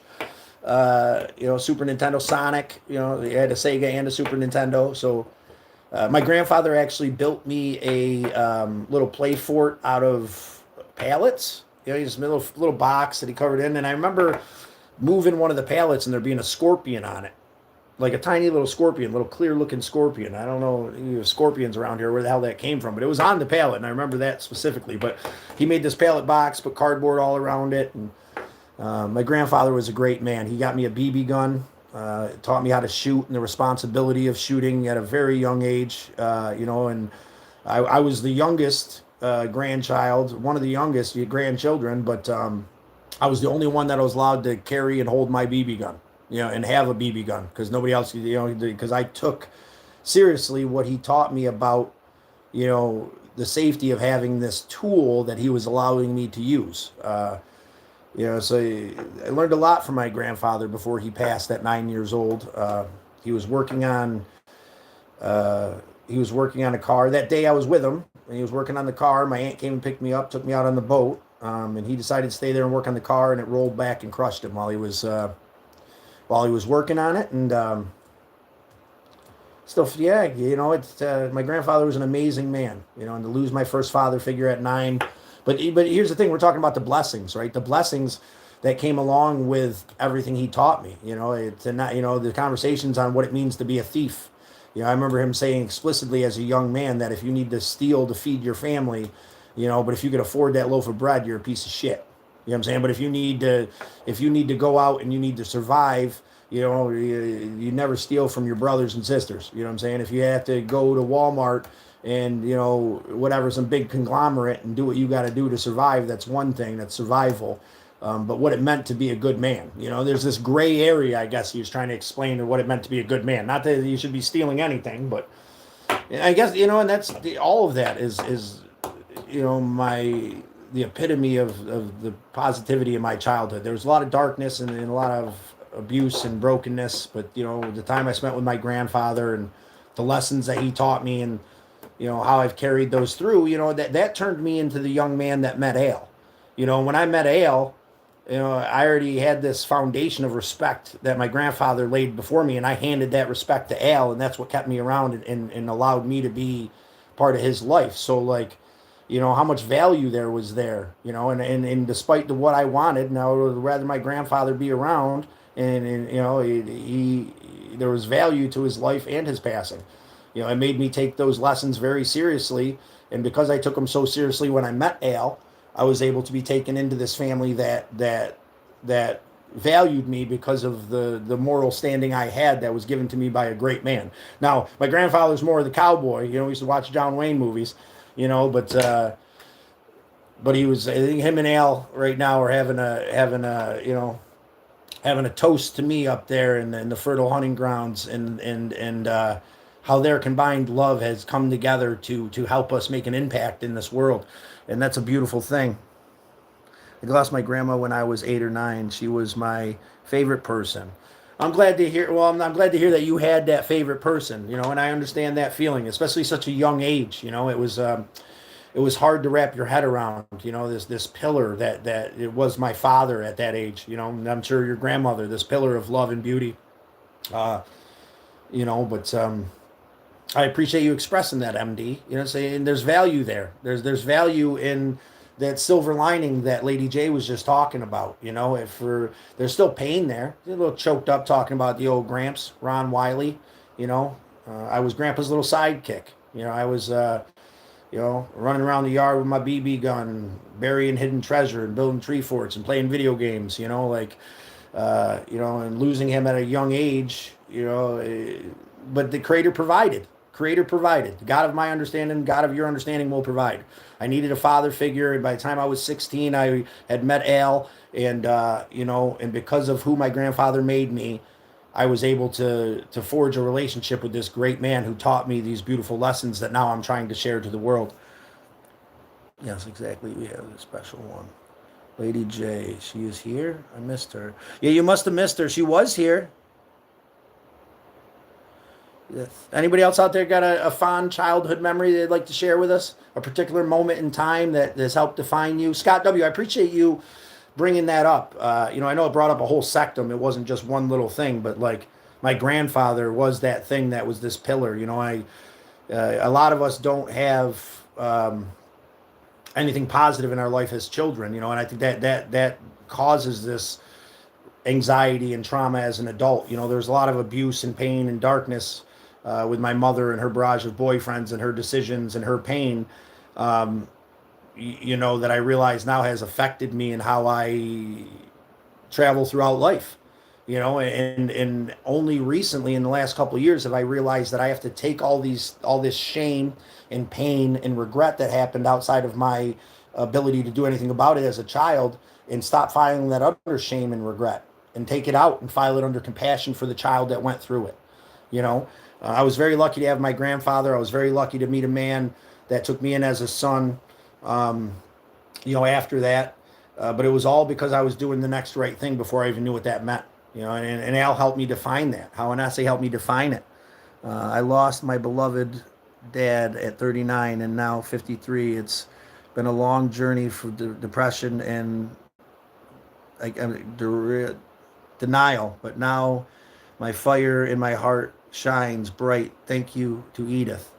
That's beautiful. And I'm glad that you can get through that, because here's the thing. It's not, say all these beautiful things, right, in this moment, because I drive I'm pulling the silver lining from the pain. But, grief is a huge thing, and I struggle with it. I struggle with grief still. My grandfather, when I was 9, I just got a little choked up there. My brothers and my father at time, because of what I want, what I expect, what it could be, my expectations, right? My brother should be here with me now. Rob would be helping me fix stuff, and Steve would be cooking with me, and Al would be coming over for dinners and shit. Like, that's the way it should be, right? That's and then I get wrapped up in that, and then Christmas would be different, and Thanksgivings and all these things, and days would be different. It can't be that way. You got to take Hawanase's lessons and understand to accept it. And when we start to accept it, then we start to really embody this silver lining that comes along with the grief and pain. Long time no see. It is a long time no see. Roman, how you doing? We're just having a little discussion about the river of life here, brother. It's good to have you around. I know I've been slacking quite a bit lately through my anxiety, depression, and grief. I've been digging a hole, and we're talking about how we're going to get out of that hole, and what it's took for me to get out of that hole, and really acknowledging the value of pain and struggle, I think, is what we're getting into right now. Scott, for yourself. Have compassion for yourself, and the way you feel is massive. It's dumb. This goes against the male stigma. You're right, DYI. We have this stigma as men, what we're supposed to be. We're allowed to feel anger. Me and W were just talking about this. And, like something happened, right? And then we default to the only thing we're allowed to feel, which is anger and aggression. And then we're monsters. But we're conditioned to fall back to that as a default. It's time to set that fucking default down. You're allowed to feel every emotion you feel. You're allowed to feel grief and pain and sorrow, and it doesn't diminish you as a man. When you allow those feelings to flow through you, it makes you stronger, because you're no longer holding back that dam. You're flowing with the river of life. But the world doesn't teach us that as men. It says you suck it up and you white knuckle your way through it. And this is why the leaving this world rate by choice for men is so much fucking higher. And I can't speak on women's. I know that it's struggle for women and everything else too. But there's this defined stigma with men. And I know that women go through the same stigma and struggle as well. But it's hard as an adult boy to not default to that anger and pain that is acceptable. It's acceptable for me to go out there and beat that dude's face in, right? I'm gonna get in trouble and whatever else, but that dude's hard, man. He's gonna whoop that dude's ass. It's not acceptable for me to get on here and open myself up the way I did in the 988 live a while back. I feel shame about that sometimes, and I shouldn't, because of this preconceived notion of what men are allowed to feel. And that's not how it should be. That's not going to be healthy. All that's doing, we're just adding the weight on until it crushes us, these boulders of pain that we won't let go because we're men and we can handle it. Fuck that. Set that boulder of pain down right now. Fucking leave it there. You don't deserve to carry it around. You're allowed to feel this. You lost someone you loved. They made an impact in your life that'll change the trajectory of your journey forever. And it's okay to feel that way. Now it's okay to take that into the world on a daily basis and run around emotional and shit, because you got to be a man. But this space, men, women, and all of us, it's for us to find the ability to allow those emotions to flow through us so that we don't feel like we have to leave this world because it's all too heavy. So we don't feel like we have to take that journey before it's our time. you know. And I think for men, I can only speak on for men that, we get to this point where we just can't carry it all anymore and we think we're weak and we won't reach out, and we won't accept help because that makes us less than, no matter how much we know, that whisper in the back of our minds and our hearts, you know, makes us hold on. And you don't deserve to be there. None of you. And neither do I. Thank you, DYI Omar. To feel weight of the world on your shoulders. Yes, Omar, we appreciate you. I'm trying to get caught up here. I missed a bunch. Grandparents are the best. You feel empty without them. There's such skips of feet. Yeah, dude. And my grandmother after that became Gram's little helper. And many years she gave me a place to live as a as a teenager. It was Gram's couch or Al's couch, on the res, or Gram's couch. And then me, Grams, and Steve had a townhouse for a while. There's another amazing moment in my life, not necessarily childhood, but I have to look back and say the most amazing, moment in my mid-20s was when me, Steve, and my grandmother had a townhouse together, and we had Christmas. And we did Christmas for my sister's children. And we did a big, awesome Christmas. And Steve, my spiritual brother, ended up getting with my sister, and they were together for a while. And he became a father figure to my nieces and nephews. It was a beautiful moment of reflection and it's a little emotional talking about, but not even in a painful way. We take it to a positive place. That moment was something I had with my brothers because of how beautiful he was, and because of how, he accepted me and appreciated. I had that. I have it, and now the key now is not to weigh the rest of my life against what I had, like there's the key. I'm sorry I'm skipping over a lot of stuff. I hope we're chatting with each other.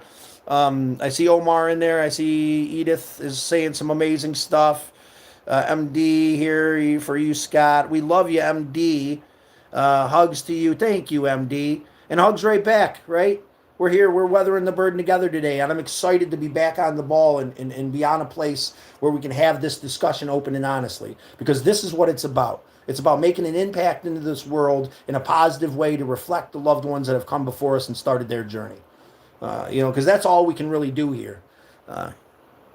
Just thank you, country. I appreciate you. I appreciate you chiming in just to let me know, man. As the comments come up down there, that helps the algorithm too. Say that this conversation is worth having. You want to tap that little heart there on the side, make some little hearts and 100% flow over there. That all helps, man. Any interaction with the algorithm, double tapping the screen there, your thumbs won't fall off. If they do, we always thought they wouldn't have, as the big dog would say. All these things are going to help us grow this conversation so that we can help our brothers and sisters heal, so they can feel what they need to feel, so they can be strong enough to do what needs to be done. Because strength doesn't come from bottling it up. Strength doesn't come from fighting the river. You're worn the fuck out fighting the river, man. Cheers, buddy. Cheers to you too, Omar. I love orange strudel. Yeah, dude. It's not orange. It's mandarin. But yeah, it's full cane sugar soda. That's like $1.20 for this liter at Walmart. You just got to go to like where they sell like the stuff from other countries. There's like a small little section they sell rice and stuff. Don't get the sangria one. It's gross. Dude, there's a sangria flavor. There's this one and the brown one that looks like cola and it's sangria. Fucking nasty. Don't get that. But the mandarin one is freaking badass. It's cheap and it's pure cane sugar. But you know what? Since we're having a nice chat, let's stick around for a little while. Love them. Glass bottles remind me of the Mexican Cokes. So they're not glass. This is plastic. But yeah, it's pure cane sugar though, which it makes a big difference in a soda. It doesn't have that corn syrupy thickness to it. It has like a refreshing sugariness to it. Here we go. This is what we're gonna do. I'm gonna have another cigarette. We're getting into it here today in a beautiful and positive way. We'll change the background a little bit. We can enjoy some of the wood burning we did yesterday, guys. We got a nice little part of this done yesterday. Some work on our wood burning project here, slow and steady. Something else I really appreciate you guys kind of being involved with yesterday helped me to motivate me to actually chip away at this piece of woodwork that I've been working, this wood burning project I've been working on for a while, and I appreciate you guys giving me the passion to cook again. To take care of myself, and for you to be a part of that gives me passion. Come, sugar smells So bad. Cane sugar? Maybe I've never really had real cane sugar. If you remember it smelling bad, it's all good, country says Edith. Just as the river reflects the landscape it passes through, take it to reflect on your experience, success, and challenges. Thank you, Edith. Yes. And that's a whole other thing, right? Like, you want to become stronger, right? You ask Creator for strength. Ask Creator for God of your understanding for strength. What do you think's going to happen? Think everything's going to be a nice, smooth ride? You think that you're just going to coast your way there, nice and comfortably, after you just asked for this strength? You're going to be put to the test, my friend, and you're going to become stronger. It's like running a gauntlet. You know what I'm saying? If you really want to become stronger, you got to hit every obstacle straight on. Now, you might be able to go around the obstacle. I'm not going to take this ropes and challenge course. I'm not going to run over this hill. I'm going to go around these obstacles. There's no strength there. You know what I'm saying? Hitting it straight on, being stubborn like the buffalo. You know, that's what's going to give you the strength you need, the strength that you're praying for. You know? It's fucking hard to see when you're learning that lesson. It's hard to be hungry so you can understand the value of a burger. Fucking ridiculous. You know, when you're hungry, nothing else matters. When you're in pain, it doesn't matter. But then you look back and you realize how much you enjoyed that burger because you were struggling. Because, more than somebody who's never been hungry could ever enjoy a burger. You know, there's the silver lining. No, it's going to take work now, for sure. Willpower and strength. Damn straight, Omar. Willpower and strength. I'm sorry I'm not like fully up to breast on the conversation here, but I'm kind of trying to catch it as it goes, MD. Wow, Edith is like something from an AI. You're great. She's amazing. They're breeding them well there in South Africa. I'm amazed that I have a friend out there that I consider someone I care for that lives in South Africa. This platform has been amazing. In Europe over there, MD is over there. Doing her thing, and friends in Ohio and in St. Louis, and a couple friends abroad that we haven't seen in a while from Australia. It's amazing, Scott. Thank you. Rabbit, here is a picture of my cigarette. Oh yeah, I don't know where the fuck that rabbit is. I hope he didn't get into the freaking tool room or get into that back room because there's cords back there. I don't want him snipping because he's a prick. You like snipping cords. Sometimes being human is amazing. Sometimes being human is amazing. All the time, being human is amazing. And that's the reality of it. It's just when you're in pain, that's all we know. And despite the fact that pain's going to make us struggle, it's hard to accept it. Without all that pain and struggle, you wouldn't be this amazing person you are. I wouldn't have the compassion and love that I have to try to help to give these tools of acceptance and appreciation if I hadn't gone through a struggle. I wouldn't without my grandfather to instill on me the what kind of man to be, and then pass away, and it really defined that definition for me. I wouldn't have been able to be the man that Al took in as a son, because I had so much respect and understanding for this humble human being who was a good man. And because that was instilled in me by this great man, it's the United Kingdom. Great Britain is what I meant to say. Northern Ireland. Get it right. Damn straight, MD. Fucking talking shit over here. We got friends in Northern Ireland. Good friends. In Northern Ireland, where we eat rainbow sherbet and we shit pearls of gold. I'm just busting on you, MD. Scotland, UK. Oh, that's awesome, man. I want to make a trip to Scotland sometime. It'd be nice, man. It'd be nice if the river of life takes me there. That's the whole thing about getting back into the traveling thing in a positive way. Now that I'm putting these puzzle pieces back together, and there's value in that. The last couple months of me struggling and trying to express where I'm at and being stuck and dealing with anxiety and fear and how I'm trying to handle it and how I'm taking new avenues, and it's been a struggle, but there's value there now in retrospect, because now I'm here and I'm stronger because of it. Our group is stronger because of it. Draw impressions from mentors, role models, or spiritual leaders, just as river gathers wisdom from the waters it merges with. Wow, that's a beautiful one. Yeah, and you're right. The true meaning of life is to appreciate these simple moments and to gather the wisdom in the short period of time that we have that's been collected by these great men. I say Al's wisdom, and he never felt that way because he collected this. It was my wisdom. He collected this wisdom. But it was his wisdom. It flowed through him to me, my grandfather, from him to me. And it becomes ours, and we have to own it. So that we can share it.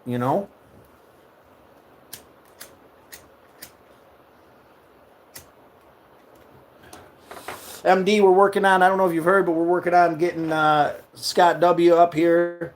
You weren't part of the conversation the other day about, whether I can make the offer or not because you weren't here, but James and Country kind of chatted me through it, gave me the okay to use some of the Next Right Thing fund to help James get up here, or help W get up here for a couple days. So we could spark drive together, send him back with a couple bucks. He's mulling it over, but, it's an exciting possibility whether he could take us up on it or not. I know that you'd appreciate it and understand how that's the next right thing.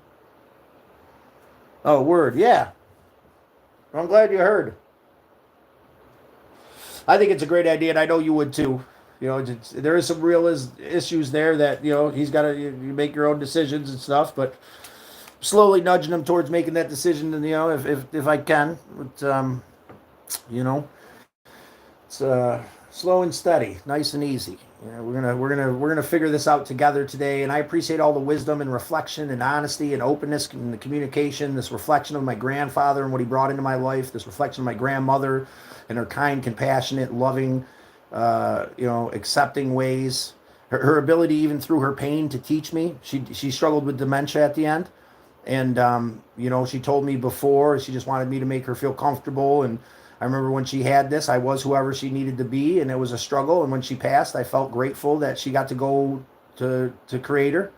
And now I've been in a couple scenarios handling people that have dealt with dementia or mental problems, and I can handle it a lot better. She gave me some amazing tools when it comes to, it was it's a struggle handling someone you love that's dealing with dementia, And dementia is a sad thing, But again, there's a silver lining to everything. My grandmother, through her dementia and her pain, and through my willingness and compassion to want to alleviate that pain, taught me how to handle it and taught me how to handle people that are struggling with that pain.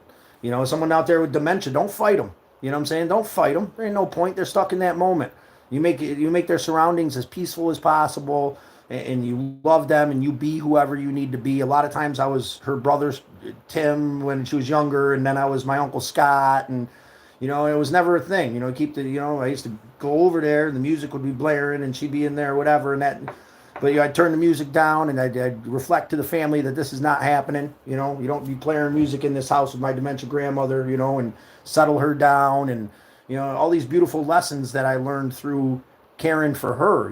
It's pain. There's pain, a lot of pain in handling that. But it was about a year ago, I was invited up to help get a friend of mine's mother, who was dealing with dementia, from a nursing home that was neglecting her up in Maine.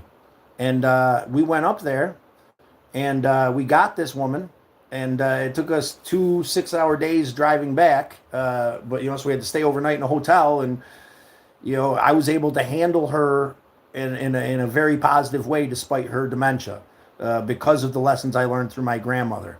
And that allowed this woman to come back home and be with her family until she passed in a comfortable place where she wasn't being neglected. And I was able to have that skill set because of what I went through with my grandmother. So, there's silver linings there to everything. We gotta take the lessons and figure out a way to accept what is. Do I want my grams? Yeah, I want my grams right now. 1,000 times a day. I could use one of her hugs that would just melt me into a puddle and fix every little broken part of that child inside me. But I had to accept that's not what it is. I accept the lessons that she gave me so I could help another human being move forward in a positive way. Just listen to them and let them think that everything they said is new and free. Yeah, exactly. What does it hurt you, right, MD? Allow their delusion to be a positive one. You know, that was the big lesson. Like, you don't want, you know, my mother used to try to fight my grandmother. I used to get so upset with her. Like, you're her caregiver. Stop. Don't do that. Don't you ever contradict my grandmother again. I'm not having it. Like, I had to threaten to take her out of that place and put her in a home a couple times, you know, because, you know, yeah, they were doing the best they could, but it wasn't acceptable. You know what I'm saying? Like, you don't talk like that to someone with dementia. You don't try to force them to understand reality. Like, you know, you accept what they believe as reality and you fucking take care of them. You know, and you love them and you settle their mind and you understand this concept of sundowning. If anybody out there has to ever deal with dementia or anything like that, you know, it's crazy. It does get worse at night. Sundowning's a real thing. I dealt with that with Al when he came out from his strokes, when I sat there with him in the hospital. You know, the daytime was fine and his kids didn't understand why I was having such a rough time being there for him all night.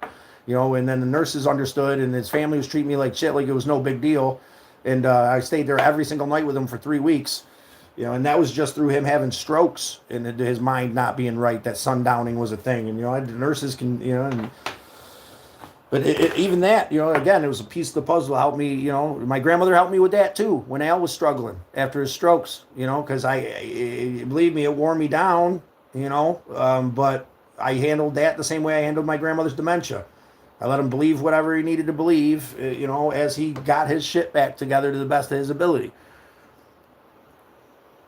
If you knock them back, they won't open up. What are we talking about? Oh, if you knock them back, yeah, they won't open up. Bob, the builder. I see you, brother. I don't know if you commented already. I'm not really catching all the comments. I've kind of been feeling inspired to kind of conversate, getting a little passionate about the conversation we're having. But Bob Builder, brother, it's good to see you, man. We're talking about the river of life and how we're going to accept what is and how we're going to take the silver lining from all the pain, you know, and how we're going to allow ourselves as men and women, you know, to understand that we deserve the ability to feel all these emotions, and how beautiful that can be and how much stronger we are for feeling our emotions than we are for holding back this river and holding on to all these boulders of pain. Oh, you Krankenstein. Had to go to school. Well, it's good to see you, Bob the Builder. And Krankenstein, it's good to see you too. I don't know if you've been on here for a minute or not. I've been running my as Jimmer would say, he pops into my head, the old cuzzo. He goes, run my man pleaser. That dick. Fucking redneck, good old boy. You know? And you know, Jimmer was a pillar too, man. And him taking this journey and me and him not talking when he passed helped me to realize that I need to express what I need before it gets to the point of me fighting with someone I love, because that's what happened with me and Jimmer. And then it went a year and he ended up passing away, and it hurts. I miss my cousin. You know, he was my buddy. He was a dude that stopped by the house and seen me and smoked a little herb and chilled and shot the shit and bitched about life, you know what I'm saying, until I ended up flipping the fuck out on him because he, you know, broke the Hummer and said he'd fix it, you know, and then didn't fix it for 2 years because I was passive about it getting done. There's my half of it, you know, and the silver lining is I don't have to do that anymore. If I can learn from what happened with me and Jimmer, then I can express my needs clearly and strongly before I turn into an asshole and almost fist fight somebody I love in my kitchen, and then don't talk to him until he passes.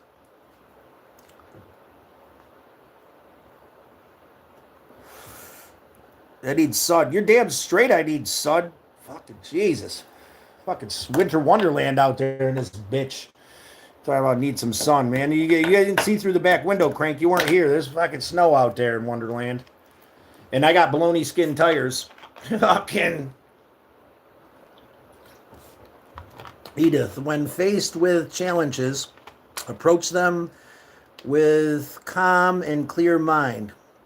Just as a river flows around rocks and bends. Yes, flow with it. Allow those challenges to guide you to where you need to be. Right, Edith? I think is where we're at. It's a beautiful thing to be able to accept, love, and appreciate. Same in Texas. Yeah, guys. And again, too, I appreciate everybody being here. We're working on tickling the algorithm. We're working on getting our turtle herd back up there. You know, it's not the main focus. But any interaction with the page, any comments on any of my shorts or long streams or watching any of my playlists, will help us to spread this message of love and hope. And there's some cool stuff on there. Bun Bun's got a playlist, my camper car, how I set it up so I could rip the back seats out and put a foam mattress in and drive to Key West and get a gym membership to wash up, and how I lived minimally is all on there on my playlist. If you look at my Galactic Avenger, there's a Next Right Thing segment that's got some stuff we did for Sally in it. You can watch through those, comment, and whatever you feel comfortable tickling the algorithm would be great, man. Get the ball rolling on spreading this message of hope and how we weather the burden together here, because that's a big puzzle piece of me finding my way out of the pain that I've been in lately. Sun's out over here. God, I need that sunlight. Oh my God, Omar. Yeah, I'm dying for it, man. I think that might be part of the trip too. When I get out of here with Bun Bun, I might either just go to Florida real quick, the couple days to get down there. If he does well in the camper car, then maybe I'll take him to Florida with me for a day or two before I go back up to Georgia, or maybe I'll stop at Georgia and drop him off for my sister and brother-in-law to watch, and then I'll go to Florida for a couple days. We'll chill in St. Pete.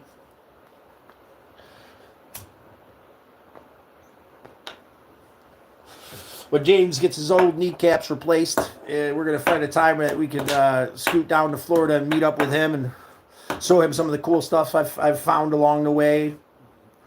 Have a good time. The Avenger, it's out there. It's still running. Believe it or not, I got that bitch inspected. Yeah, a little bit of cob jobbing, a little bit of rigging, a little bit of ingenuity, as Al would say.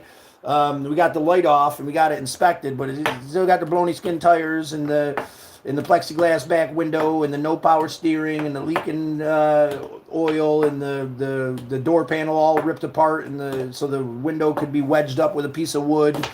Still got all that going on with 250,000 miles on it, and I plan on taking that bad boy on the next adventure. We're going to take the old camper car. Now, I do have some cash set aside from selling that food trailer.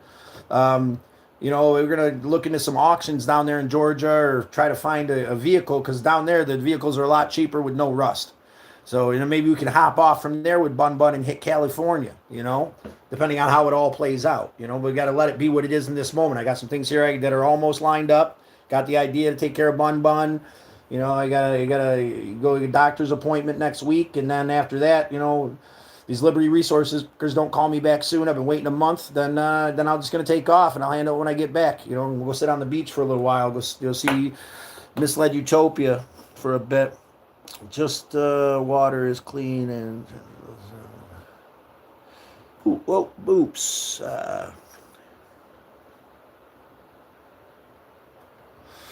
Eddie, we got 8 more minutes. We're going to chill around for 8 more minutes. I'm going to call it at 2 hours. Despite my energy level in the moment, I've got to start. Look at that. Where we at? Crankenstein with the dubbo. Crank, I love you all. If life gets you down, remember, be humble. Forgive the world for bringing you down. It's not your fault, but how you push and show the world that you're not a welcome mat. You're a beast that cannot be tamed. Damn straight, and get a little lovey-dovey on that one. Thank you, Crankenstein. And another $20 towards the Next Right Thing. Look at that, man.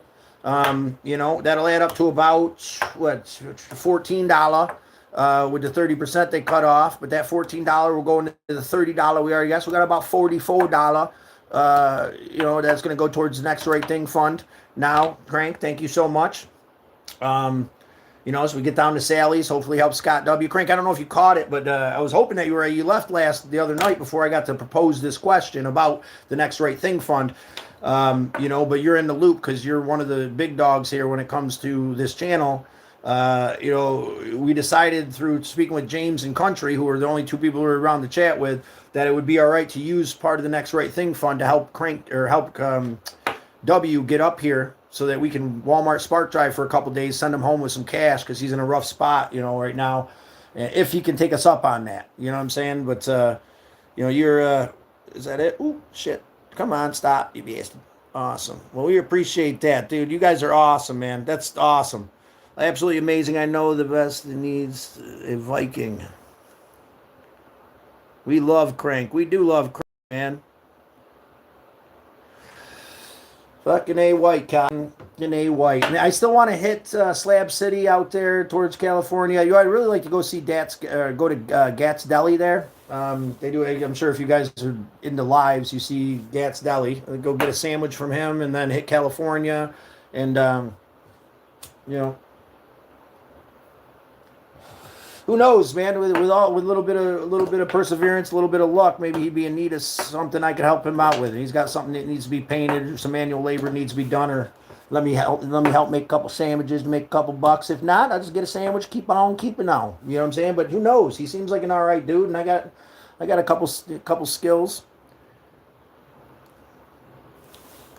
Maybe, hey, here's the thing, man. Maybe we can get over there and, get his attention somehow. It'd be another little side quest for the turtle herd, is to get Gat's Deli's attention over to kind of point him towards the channel and what we're doing. And, if he knows us before I get there, eventually, he might be more inclined to kind of help me out, and fucking be a part of the next right thing. He's a cool dude. I like him and his girl, and he's worked his ass off, man. Now he's had a little bit of an easier route because he went the old OnlyFans. I don't know if I got that in me. And his marketing strategy was goddamn genius, tattooing his eyeballs and face and shit. But he's living the dream out there, man. He's building that community and doing the next right thing. He hands out sandwiches. He's an inspiration, man. I really enjoy watching his show for a couple of different reasons. You know what I'm saying? I mean, but the sandwiches are on the top of the list, and what he's accomplished out there in the desert is absolutely amazing.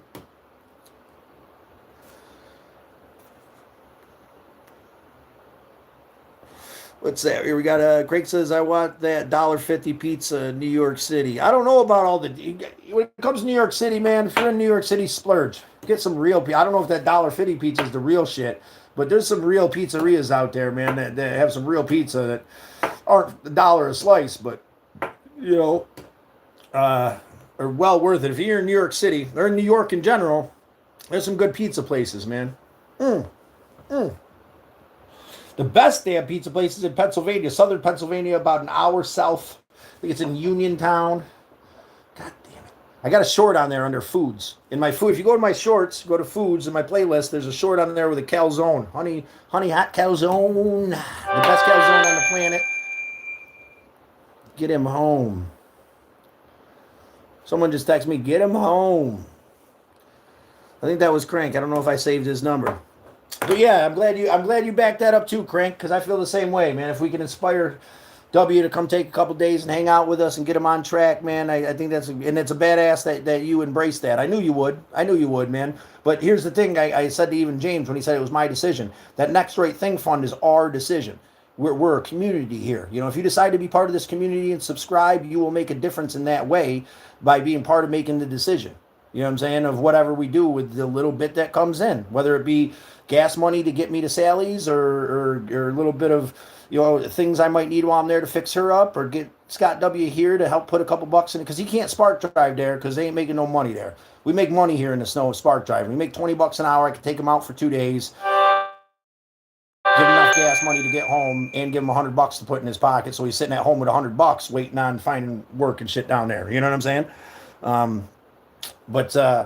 But yeah, man, we're all part of the next right thing. If I want to be passionate and adamant, that's something that I got insecure about, was this idea of the next right thing. Everything's time versus money, man.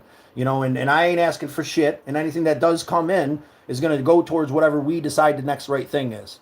The turtle herd gets to decide that. And that's why when James said it was my decision, I said, man, you got to help me make this decision. You guys get to decide what the next right thing is. Maybe James has got an aunt that needs help landscaping or something.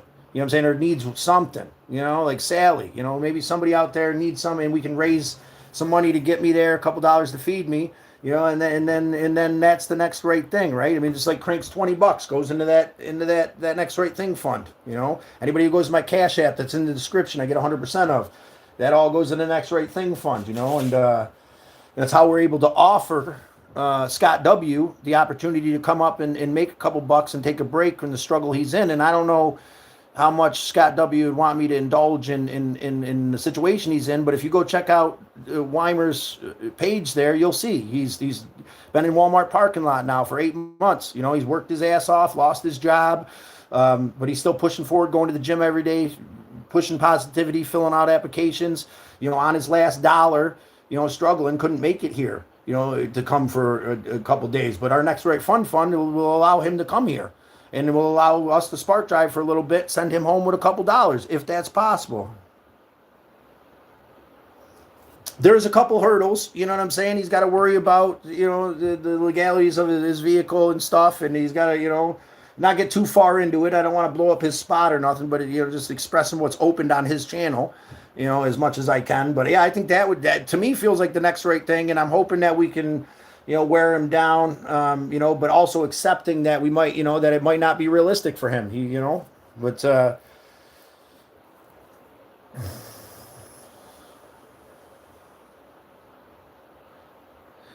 Crank says sell your soul to OnlyFans, MD. I would if I thought anybody. No, I probably would. Here's the thing: that Gat's Deli dude got me thinking, but I don't think I'm cut out for that, you know. But he definitely had a little boost with that when it comes to sustaining off social media and building his thing, which he's proud of. He should be, man.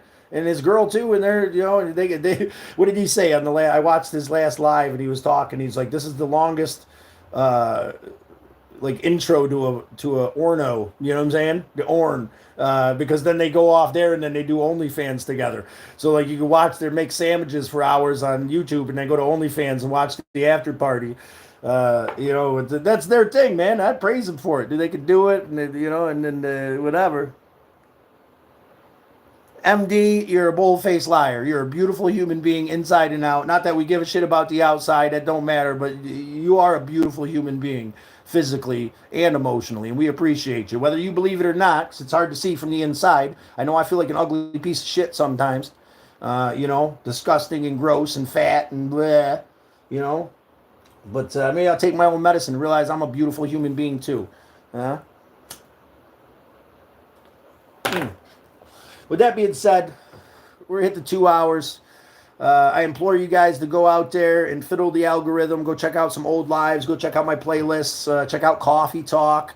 You know, see what this is all about here. You know, that Coffee Talk is a real resemblance of what we're trying to spread here. Love and I put a lot of work into that. Believe it or not, that 7 minutes took 3 days for me because I'm not a tech guy. You know, go out there and reach out to Gat's Deli maybe. You know what I'm saying? Go out there and do some work. You see him on there. You know, tell him to check out Traveling Scott. Tell him that, you know, we're doing the next right thing, and we appreciate what he's doing as the next right thing. And maybe that's, you know, I think that would be pretty fucking awesome. Him or JD Delay. I really like that guy, too. You know, maybe part of the growth here can be dropping those barriers of fear that we're not good enough and seeing if some of these amazing human beings would want to be part of the turtle herd, you know? I know that, you know, Gat's Deli, you know, I've seen in some of his shorts, you know, expresses how hard it is to have just a positive based YouTube channel or any kind of social media, you know, and he has some positive based stuff, you know, it definitely is positive based, but it's, you know, yeah, I think that he would be into it. I think that, you know, if we could get them to come across and hang out with us for a live, man, we could make some new friends and, you know, possibly make some sandwiches while we're out there in the Wonderland or help him dig his next trench or whatever he's doing out there, you know. But yeah, in the mode of slow and steady, nice and easy, we're gonna call it at 2 hours. You know, I don't want to get back into that mode where I push and then I'm doing 3 hours every day. I'm exhausted. I'm excited. I gotta take a shower, relax a little bit, you know, fiddle around the house a little bit and take care of me, calm it down. Don't expel all my energy. Reflect on some of this beautiful wisdom that. You know, maybe while I finish cleaning up the house and do what I got to do, I could put this on the big screen and kind of reflect on my own reflections and love. It's 21:20 there. Jesus. It's like, I don't even know. It's the early afternoon, 3 maybe here.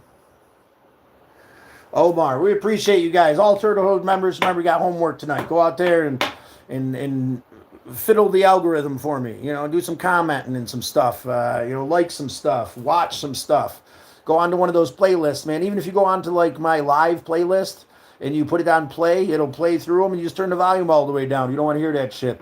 You know what I'm saying? It'll play through all my lives, and it'll help with the watch hours, which will help build shit. Comment on some of these lives, comments on some of these short little 5-minute cutouts of the lives I've had. Get out there and put the work in today for us. Help us build this community of love and respect through communication, and I'll communicate back with you. Anything you got to say on anything out there, that's another part too. Me tickling the algorithm back, saying something, getting a conversation going in the comments helps a lot. For the exposure of these lives, and to exposure on YouTube in general. And it's going to be a struggle because it's a positive message here. It's not. These things can take a while. We started revving it up and we did really well for a while, but it's time to get back on the ball and really express this love and compassion we have together. It's 23:21 p.m. in South Africa. Holy shnikes. Well, I hope you get a good night's sleep there, MD and Edith. And again, I love you guys deeply. Scott W., call me here in a little while, man. I'm going to relax for a little bit. If you want to give me a ring, just shoot the shit. That'd be cool. Crank, you too. James, if you're still out there, I love your face, man. MD, thank you for being part of the community, everybody. Thank you again, Crank, for the $20 towards the next right thing. Thank you guys for being a part of this community. We're going to decide what the next right thing is together. We're going to help some people. We're going to get moving. We're going to do some traveling. We're going to get back in that camper car, and we're going to ride the old Dodge Avenger till the wheels fall off. Get on there and watch the Dodge Avenger playlist and under my playlist, and you'll see most of the shenanigans that we've gone through with that damn thing. And and then we'll ride that thing till the wheels fall off. And we got that food cart money to when we find something else to accommodate a little bit better. But until then, spread love, spread appreciation, spread acceptance. Be a true member of the turtle herd by moving forward slow and steady. Yeah, Tommy! There he is, big dog. You just caught me at the end of it, brother, but I'm glad to have you around. It has been a while. We're really working on tickling the algorithm here, Tommy. So you want to do me a favor and go back and look through some of my playlists and watch some old lives and comment on some stuff, brother. That would help out a lot to get the ball rolling again on the next great thing, brother. And until I see you next time, Tommy boy, it was good seeing you, brother. Why don't you go back and watch the live the other night making pulled pork French dip sandwiches. They came out pretty fat, and then we made a smaller version of that today. If you need to know how to clean a black top, at the beginning of this episode, we cleaned the flat top and gave a little tutorial for that. But yeah, go through, guys. Come on. Let's tickle this algorithm. Let's get people involved again. Let's get motivated. Let's spread love, hope, and joy, man. And that comes with commenting. And even if you just say K on something, even if you say anything, then I can comment back. Let's show YouTube that these kind of conversations are valuable, and so that it'll expose us to more people, so we can get more people in front of us, so that we can help them go through the struggles that we've been through, and so they can help us go through the struggles we're going through, so we can weather the burden together, like the turtle herd. Like the turtle herd we are. Slow and steady, we weather the burden together. See you on the next one, brother. Stay safe. You too, Tommy boy. Do me a favor, brother. Go back to some of my other lives and like them and watch them a while. And, tickle the algorithm a little bit, brother. Tommy, it'd mean a lot. You too there, James. You got homework, brother. Get out there. Tickle the algorithm. Yeah, give him one of those. Nice and deep like. Tickle that algorithm for me. Spread that love. Say hi in the comments or anything. I respond to all my comments, brother. So I'll be responding to everybody out there who, goddamn, Misled Utopia, I love your fucking face. We're stuck for another 5 minutes. Here, everybody come in okay, now we got to chill for a minute. I'm going to have to smoke another cigarette. You got me, guys. You got me. Misled Utopia, a pillar of our community here, man, has made many donations to the next right thing. We have to break down what we're thinking about the next right thing is here for them. What we're talking about, the river of life, the homework. I don't know if you've caught that. We're doing some homework as the turtle herd. We're going to do some homework today. Tickling the algorithm. You know what I'm saying? Saying hi on some stuff, watching some old lives, playing some playlists through and letting that time roll. Do any of those things would be very appreciated, brother. Crank gave us a $20 donation towards the next right thing today. And the newest next right thing was setting an offer down in front of W. I don't mean to beat this dead horse or make him feel whatever. I don't want Misled Utopia to understand what's going on because he's a big part of this. Trying to get him here through a little bit of that fund so he can take a little break, gather a couple bucks, spark drive, and head back home. Give him the recharge that he needs. Oh, there we go. Another $5. Need 5 more minutes, boss. You just bought 5 more minutes, without a doubt, man. Time is money, and if you're going to pay for it, man, who am I to say? Not that it's going in my pocket. It's going in the next right thing fund. But yeah, 5 more men. Give me 5. I'll give you 5 more men. How's that sound? We reflected a lot today on the positive impacts and the silver lining of pain.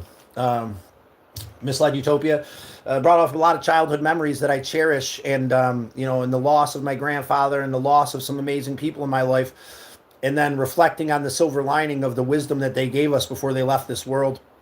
We're reflecting a lot on where we are in the river of life. Tommy boy, there we are, brother. Look at that, another big 20 towards the next right thing. Fucking A right, Tommy boy. Get me pumped, brother. Get me pumped. Fucking A right. You guys are going to keep me on here all day, and I'll be happy about it. You know what I'm saying? We're reflecting on the river of life and how we're gonna understand and try to comprehend the splits above. You know what I'm saying? The splits down the river, and how we're gonna acknowledge those splits. We're not gonna live in all those different splits of the river. By dwelling on all those different splits, we're living in all those different dimensions.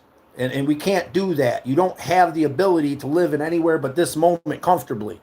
So this has been a big part of the reflection is today is accepting what is, and allowing the river of life to flow with you. Edith has given us some amazing quotes you can go back and check out. I know I at least can't leave the live until the little odometers run down there. But yeah, man, we made $49, dude, and 62 cents. So 30% of that taken off the top. We're still looking at over $40, I think, towards the next right thing. That's fucking beautiful, man. That's absolutely amazing. You guys are great. And look at you go. You know what I'm saying? Look at that, W. Again, you know what I'm saying? And just talking about the possibilities of what the next right thing's in, and it excites people to be part of that next right thing, man. We're going to start doing this shit together. No, man, Tommy, thank you, bro. You're here and part of this community, and, I don't know if you heard, but part of that is going to be able to have this ability to kind of weigh in on what the next right thing is, how we're going to use these funds to help people out in need. You know what I'm saying? Get some gas to Sally's, and W wants to come up. There's that chunky fucking bastard. I don't know where he was hiding, but I just see his little chunky ass. He was hiding somewhere good. I just seen him run back here. Unless it's a squirrel. I hope another one didn't get in. What are you doing, chunk? Come here. I'm gonna beat this little bunny's ass. Come here, chunky. Come here, chunk. There's my chunky. There's my chunk. See, he loves oh, you little bastard. He wants me to get him. Don't have the energy for your bullshit, Bun. Don't have the energy for it. But yeah, you guys, if you'd like a tour of the old lovely abode and everything I've done, there was a tour early on in this live you can go check out. The inspiration, appreciation, and hope that comes along with the love that we're able to spread here together is an amazing thing. And I appreciate you guys taking it so seriously. I appreciate all the effort to tickle the algorithm for us that I'm sure will happen moving forward. And wow, to see that tally up there in the top is a huge blessing and a reminder for me that I'm doing the next right thing, and that I need to stop beating myself down and not understanding that I deserve it. This next right thing is a beautiful concept. I'm good enough to embody that, and we're good enough to push forward with that without the insecurity and the whisper telling us that we're not good enough, and it might not be the most normal thing in the world. And you inspire me in a beautiful way, through your compassion, love, and appreciation, beyond words, in a way that I wish I could fully express. What's this chunky fucking bunny doing? Come here, chunky. Come here. What are you doing? What are you doing? Come here. Love you. This You don't, oh, Tommy, he's Tommy. Yeah, he's a sweet little guy as long as it's on his terms. Chunky little bastard. Come here, Chunky. Come here. I'm gonna get you going. Come on. Come out here and love me. Come here. He can't get out. You're blocking his way. Come on, bud. Come on, bud. Come here. Come on out here. Come on out here. Come here. Well, Bun said, "You guys." Awesome. Ooh, yeah, he's a chunky little guy. I know, right? If you guys like Bun, go check out my playlist and comment so in the Bun shorts. He'll appreciate it deeply to know that he's loved and appreciated and respected. Anyhowsen. Whoa, there we go. I'll take you to breaks. You're right, brother. You're right. Well, we got that little timer going down for Tommy's 20. Let's at least let that timer go down. I was definitely just remarking on that, on, acknowledging that I might have the energy right now, but to be able to walk away before I drain myself is something that I learned from the last escapade. Dude, Bun's a little pain in my ass. He hates me. That's the problem. He's so lovey sometimes. Other times, and I'm telling you, he's mad at me right now because I had a friend come over and I forced him out and picked him up and showed my friend, and he freaked out. And then he's been that's why he was hiding so good earlier. He's like, you.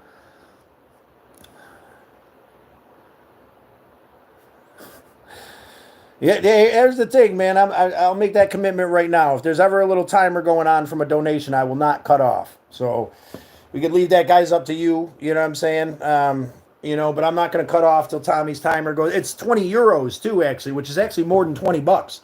What was it? $5 the last time was worth $6.22 or something. So that's got to be $25.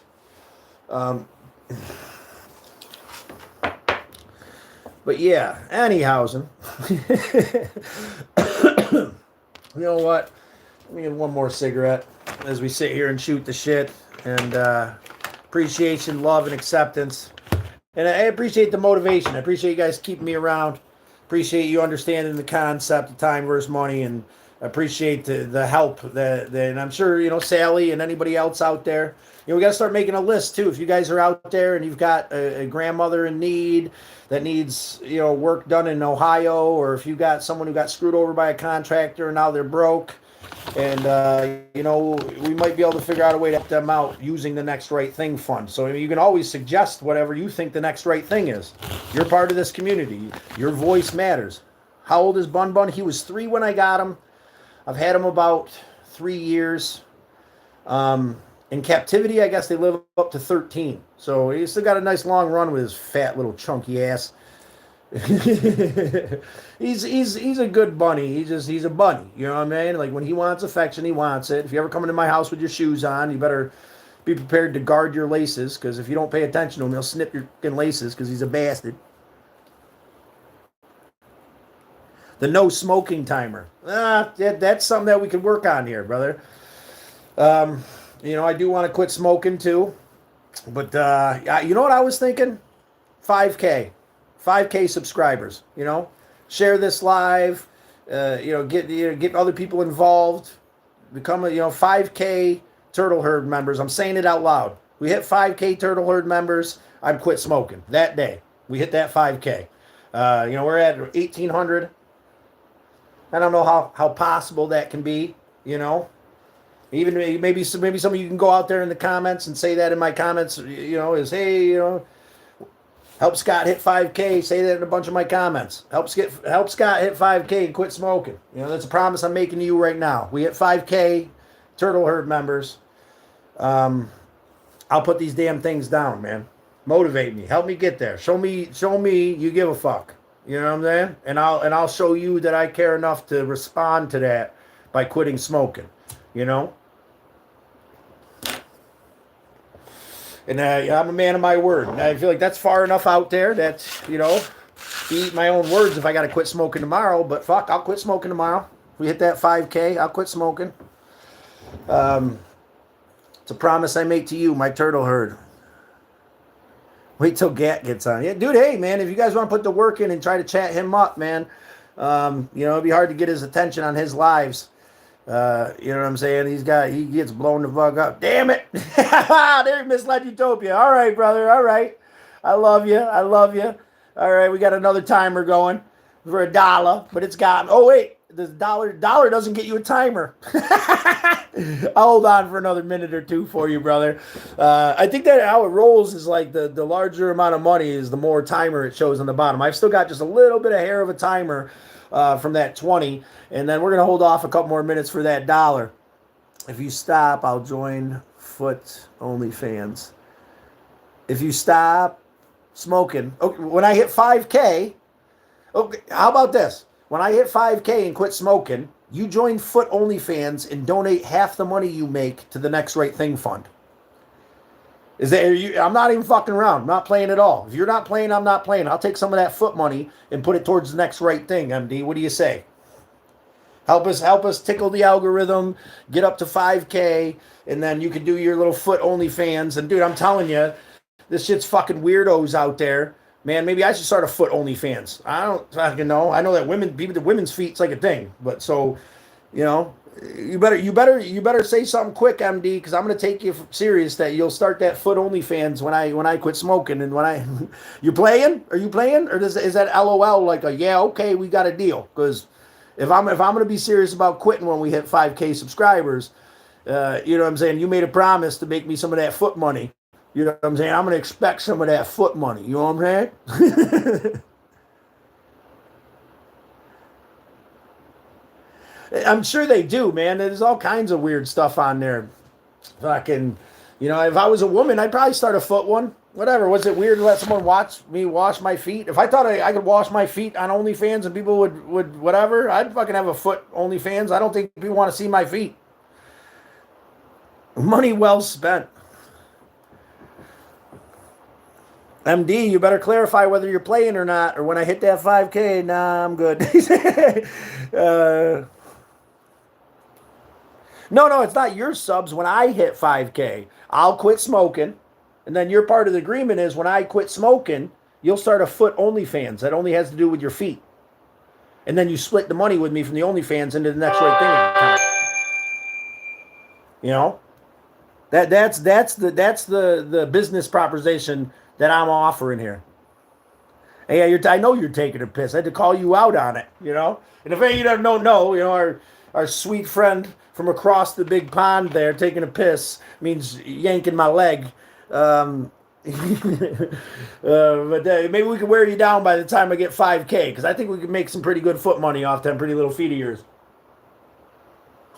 Not that I'm gonna pimp you out or nothing, you know what I'm saying? But shit, Again, if I thought I could make money washing my feet online, goddamn straight to be washing these sweet little piglets online. Stream feet 24/7. What about that stream that's just a falling piece of bread? Have you guys seen this shit? 10,000 subscribers, falling piece of bread. It's a late night for you. I'm going to cut off here in just a minute as long as we don't get any other timers started. All the donations tonight, we're at $50.60 from all the donations. Thank you, Misled Utopia, for pushing us over that $49 limit with your dollar donation. That's why I'm sticking around for a few more minutes. The Next Right Thing is a beautiful thing. Be a part of it. Whether that means donating to the Next Right Thing Fund or whether it means getting on there and tickling the algorithm for us. Watching some of my older lives, or watching Bun Bun's playlist, or watching the Galactic Avengers playlist, where I take a seemingly piece of shit Dodge Avenger and I spray paint it and duct tape it and plexiglass the windows together and drive it across the country with no power steering fluid and flat tires, or in baloney skin tires. Or you want to watch me fix some stuff at Sally's, or do the Next Right Thing by giving, carrying individual rides. Bread feelings. Ava, Marie, and Mari. Nicole, All right, we got some new guests in. You guys keep bombarding me. I can't let go. My sister Nicole, Avi, Mari, my sweet little angels there. Yeah, you know I'm full of shit saying that. Uncle Scott loves you, but Uncle Scott will always tell you the truth. I know how you act when Uncle Scott ain't around. You know what I'm saying? And I'd love to say you're sweet little angels because how you act when you're around me, but you don't act like that with Auntie. Do your best and act like I'm there with you, sweet, sweet, beautiful little ones, and treat your Auntie Nikki with the respect and love you treat me, so that you can all be happy and loved. Because I know you guys get excited and you're like little Tasmanian devils sometimes. Are you still putting names on the ceiling? Yeah, so I am still putting names on the ceiling of the Galactic Avenger. We're just not out there right now. A little different of a thing today, making lunch, and that turned into this long philosophical conversation about the river of life. And then it turned into you guys buying my time. And it turned into a little bit of homework that I'm hoping to get you guys to go out there and tickle the algorithm. Nick, do me a favor, watch some playlists. Do me a huge favor, when you're not using your phone, go to the playlist of my live streams and just play it from the top and let that fucker play while it sits there. That'll help a lot. Comment on some stuff. You know what I'm saying? All this stuff, that helps the next right thing because it'll tickle the algorithm, man. You do some comments, you comment back and forth with me, you like some stuff, you play some of these freaking playlists, and you let them roll through like that. You know, those watch hours and that interaction really helps to... Where's the Avenger? It's out in the front. You want to see the Avenger? I'll show you the old Dodge Avenger right now, and you'll see why I didn't go outside today. I made serious threats and almost went outside. But I'll show you the old Galactic Avenger. You guys like my curtain? It's a beautiful curtain, huh? There she is. Nice little layer of snow on her. It is a winter wonderland out here in Syracuse, New York.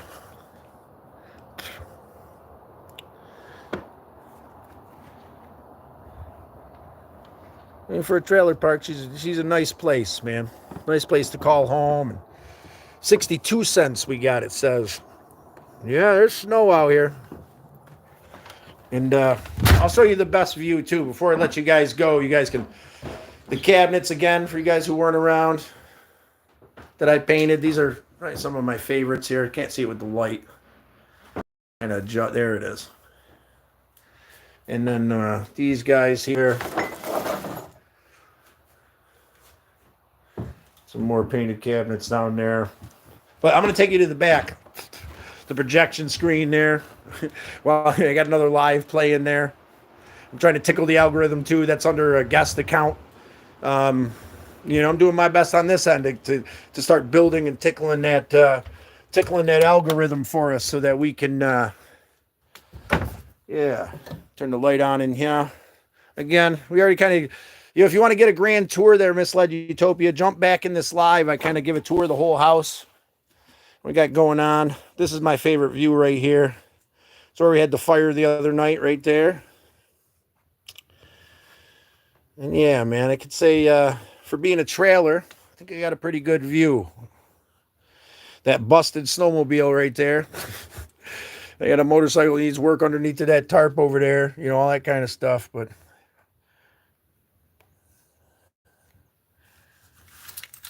Yeah, check it out, man. As I said, get on there and fiddle the algorithm. That algorithm a little bit. Give it one of those. It likes it. You know what I'm saying? You get in there and tippity tap. Little comments, little likes, little hearts. MD said, hey, first. All right, children, calm down, Anna. There we are. Hey, Anna. I said, hey, Anna, in real life. You guys heard me say it. So how about that? I win. I'm glad you think so, country. I mean, it's a lot of work. It's cold in this back room because there's, I had to take down the walls so I could run some wiring when we get a chance. But believe it or not, this wall right here used to be it was a porch. And this was the bottom part of the porch that faced down. I sanded it all down, stained it, and whatever. This hallway right here, right there where that patch is where the water heater used to be. And I moved the hot water heater into this closet. That used to be the laundry room / half things, whatever. So I've done a lot of work here, man. It's just I lose track of how much I've done when I feel like there's, so much more to go.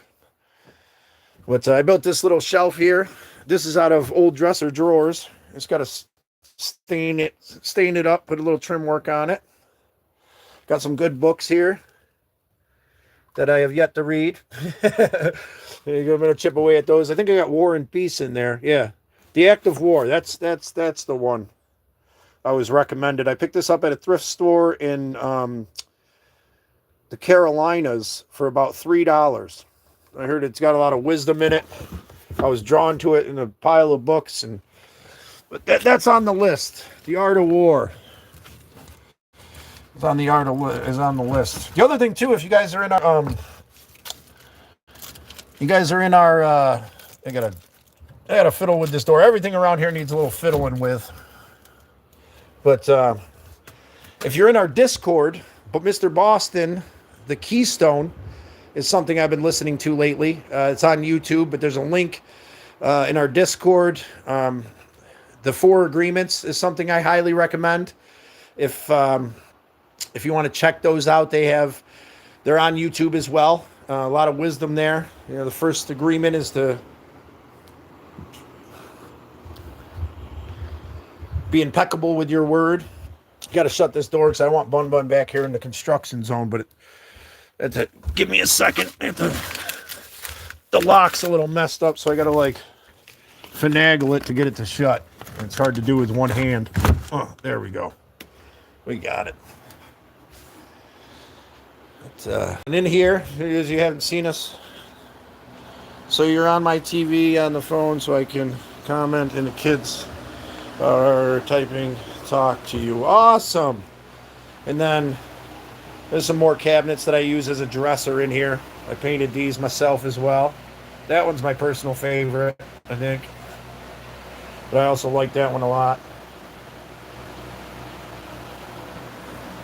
Just keep my clothes in there.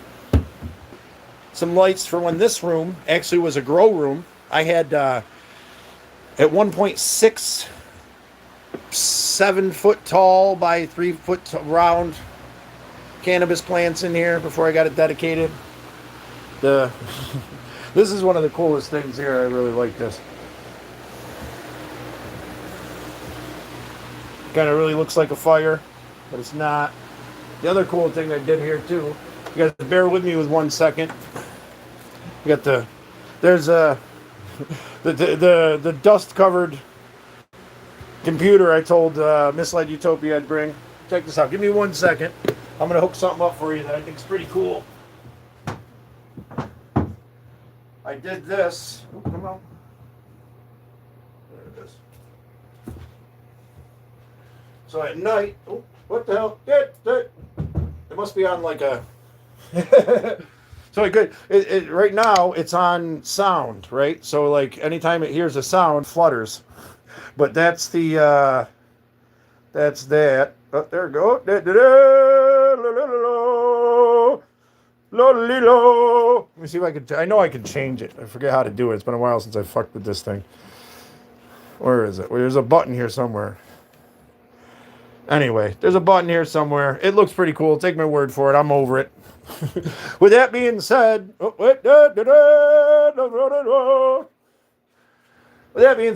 it's been a hell of a run today.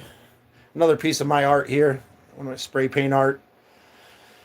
Yeah, I don't know. Hey, it's got a cozy little cabin kind of feel to it for being a trailer. All this tongue and groove and whatnot. That's one of my favorite paintings that I did right there. But anyway, double tap that screen. Your thumbs won't fall off. Anna, I got 2 teeth pulled and gurn teeth. Covered. Oh, I'm sorry to hear that, Anna. I'm glad you're getting it taken care of. All right, so no more timers. We're all set. I've said hi to everybody. Let's do a little outro here so I can take a little break. Have a breather. A lot of energy today. A lot of passion. A lot of compassion. A lot of reflection and understanding today. That's very much appreciated, guys. A giant leap forward towards the next right thing with that $50.62 all together, which gives us about 45 or 40 or so after that 30% comes out. towards the next right thing, which is a huge jump today. Reflecting on the river of life and how we're not going to fight against the flow. We're going to do our best to align ourselves in the best place of the river we think we can be and allow it to carry us there, to set down those boulders of pain and to stop fighting the current, to allow our emotions to flow through us in a clear and beautiful, positive way so we can push forward as caring and loving individuals who truly bring value into this world. And don't forget your homework out there. To all my Turtle Herd members, get on that and crank it out. I want to see a bunch of comments. I want to see a bunch of conversation going on out there in the comments, and I want to see that. I want to see us tickling that algorithm, because I'm here tickling it myself, watching my own shit, as a reminder and as a way to kind of stimulate that we're back in the game. But with that being said, yeah, it's time for me to take a breath, relax. W, if you're out there, call me later on, brother. I hope that we can see you. Peace out, Turtle Herd. Turtle Beaches, huh? Turtle Beaches, she says. All right, the biggest turtle beach I know out there, MD. But anyway, love, respect, appreciation. Go back, watch some old lives. Comment, man. Let's chat a little bit in the comments out there today, in the next couple days, and I'll try to find something else fun that we can be involved in as we make our plan to take the leap forward on the next big adventure to do the next right thing. So with that being said, I'm off like a herd of turtles. Love, compassion, and appreciation. Spread it out there. You be good. Avi and Mari, you be good for your auntie there. And be the beautiful little angels that you have it within inside you to be. All right, my niece and nephew, my nieces out there, be good to your auntie, and I appreciate you all. I love you deeply, and we'll chat again soon. You guys have a good one. I'm going crazy. Oh, I'm sure you are. You refuse to beat those children. You know what I mean? That's the problem. They know Uncle Scott will go the distance. Now, I don't beat children, but I think that there's got to be some kind of threat of imminent doom if they don't listen to you. And I impress that on the little ones in my life in a loving, positive way. You know what I'm saying? There's got to be consequences. So with that being said, utilize the toilet, sis. They start going crazy, set one on it for 5 minutes and don't let them off till they stop. There's some, and then I guarantee you after they sit there for a couple times, they'll calm down and think about what they're doing. If you can, I love you. I'm just trying to help you out. You do what you got to do. But I'm off like a herd of turtles. I'm over it. Love you guys. Talk to you soon.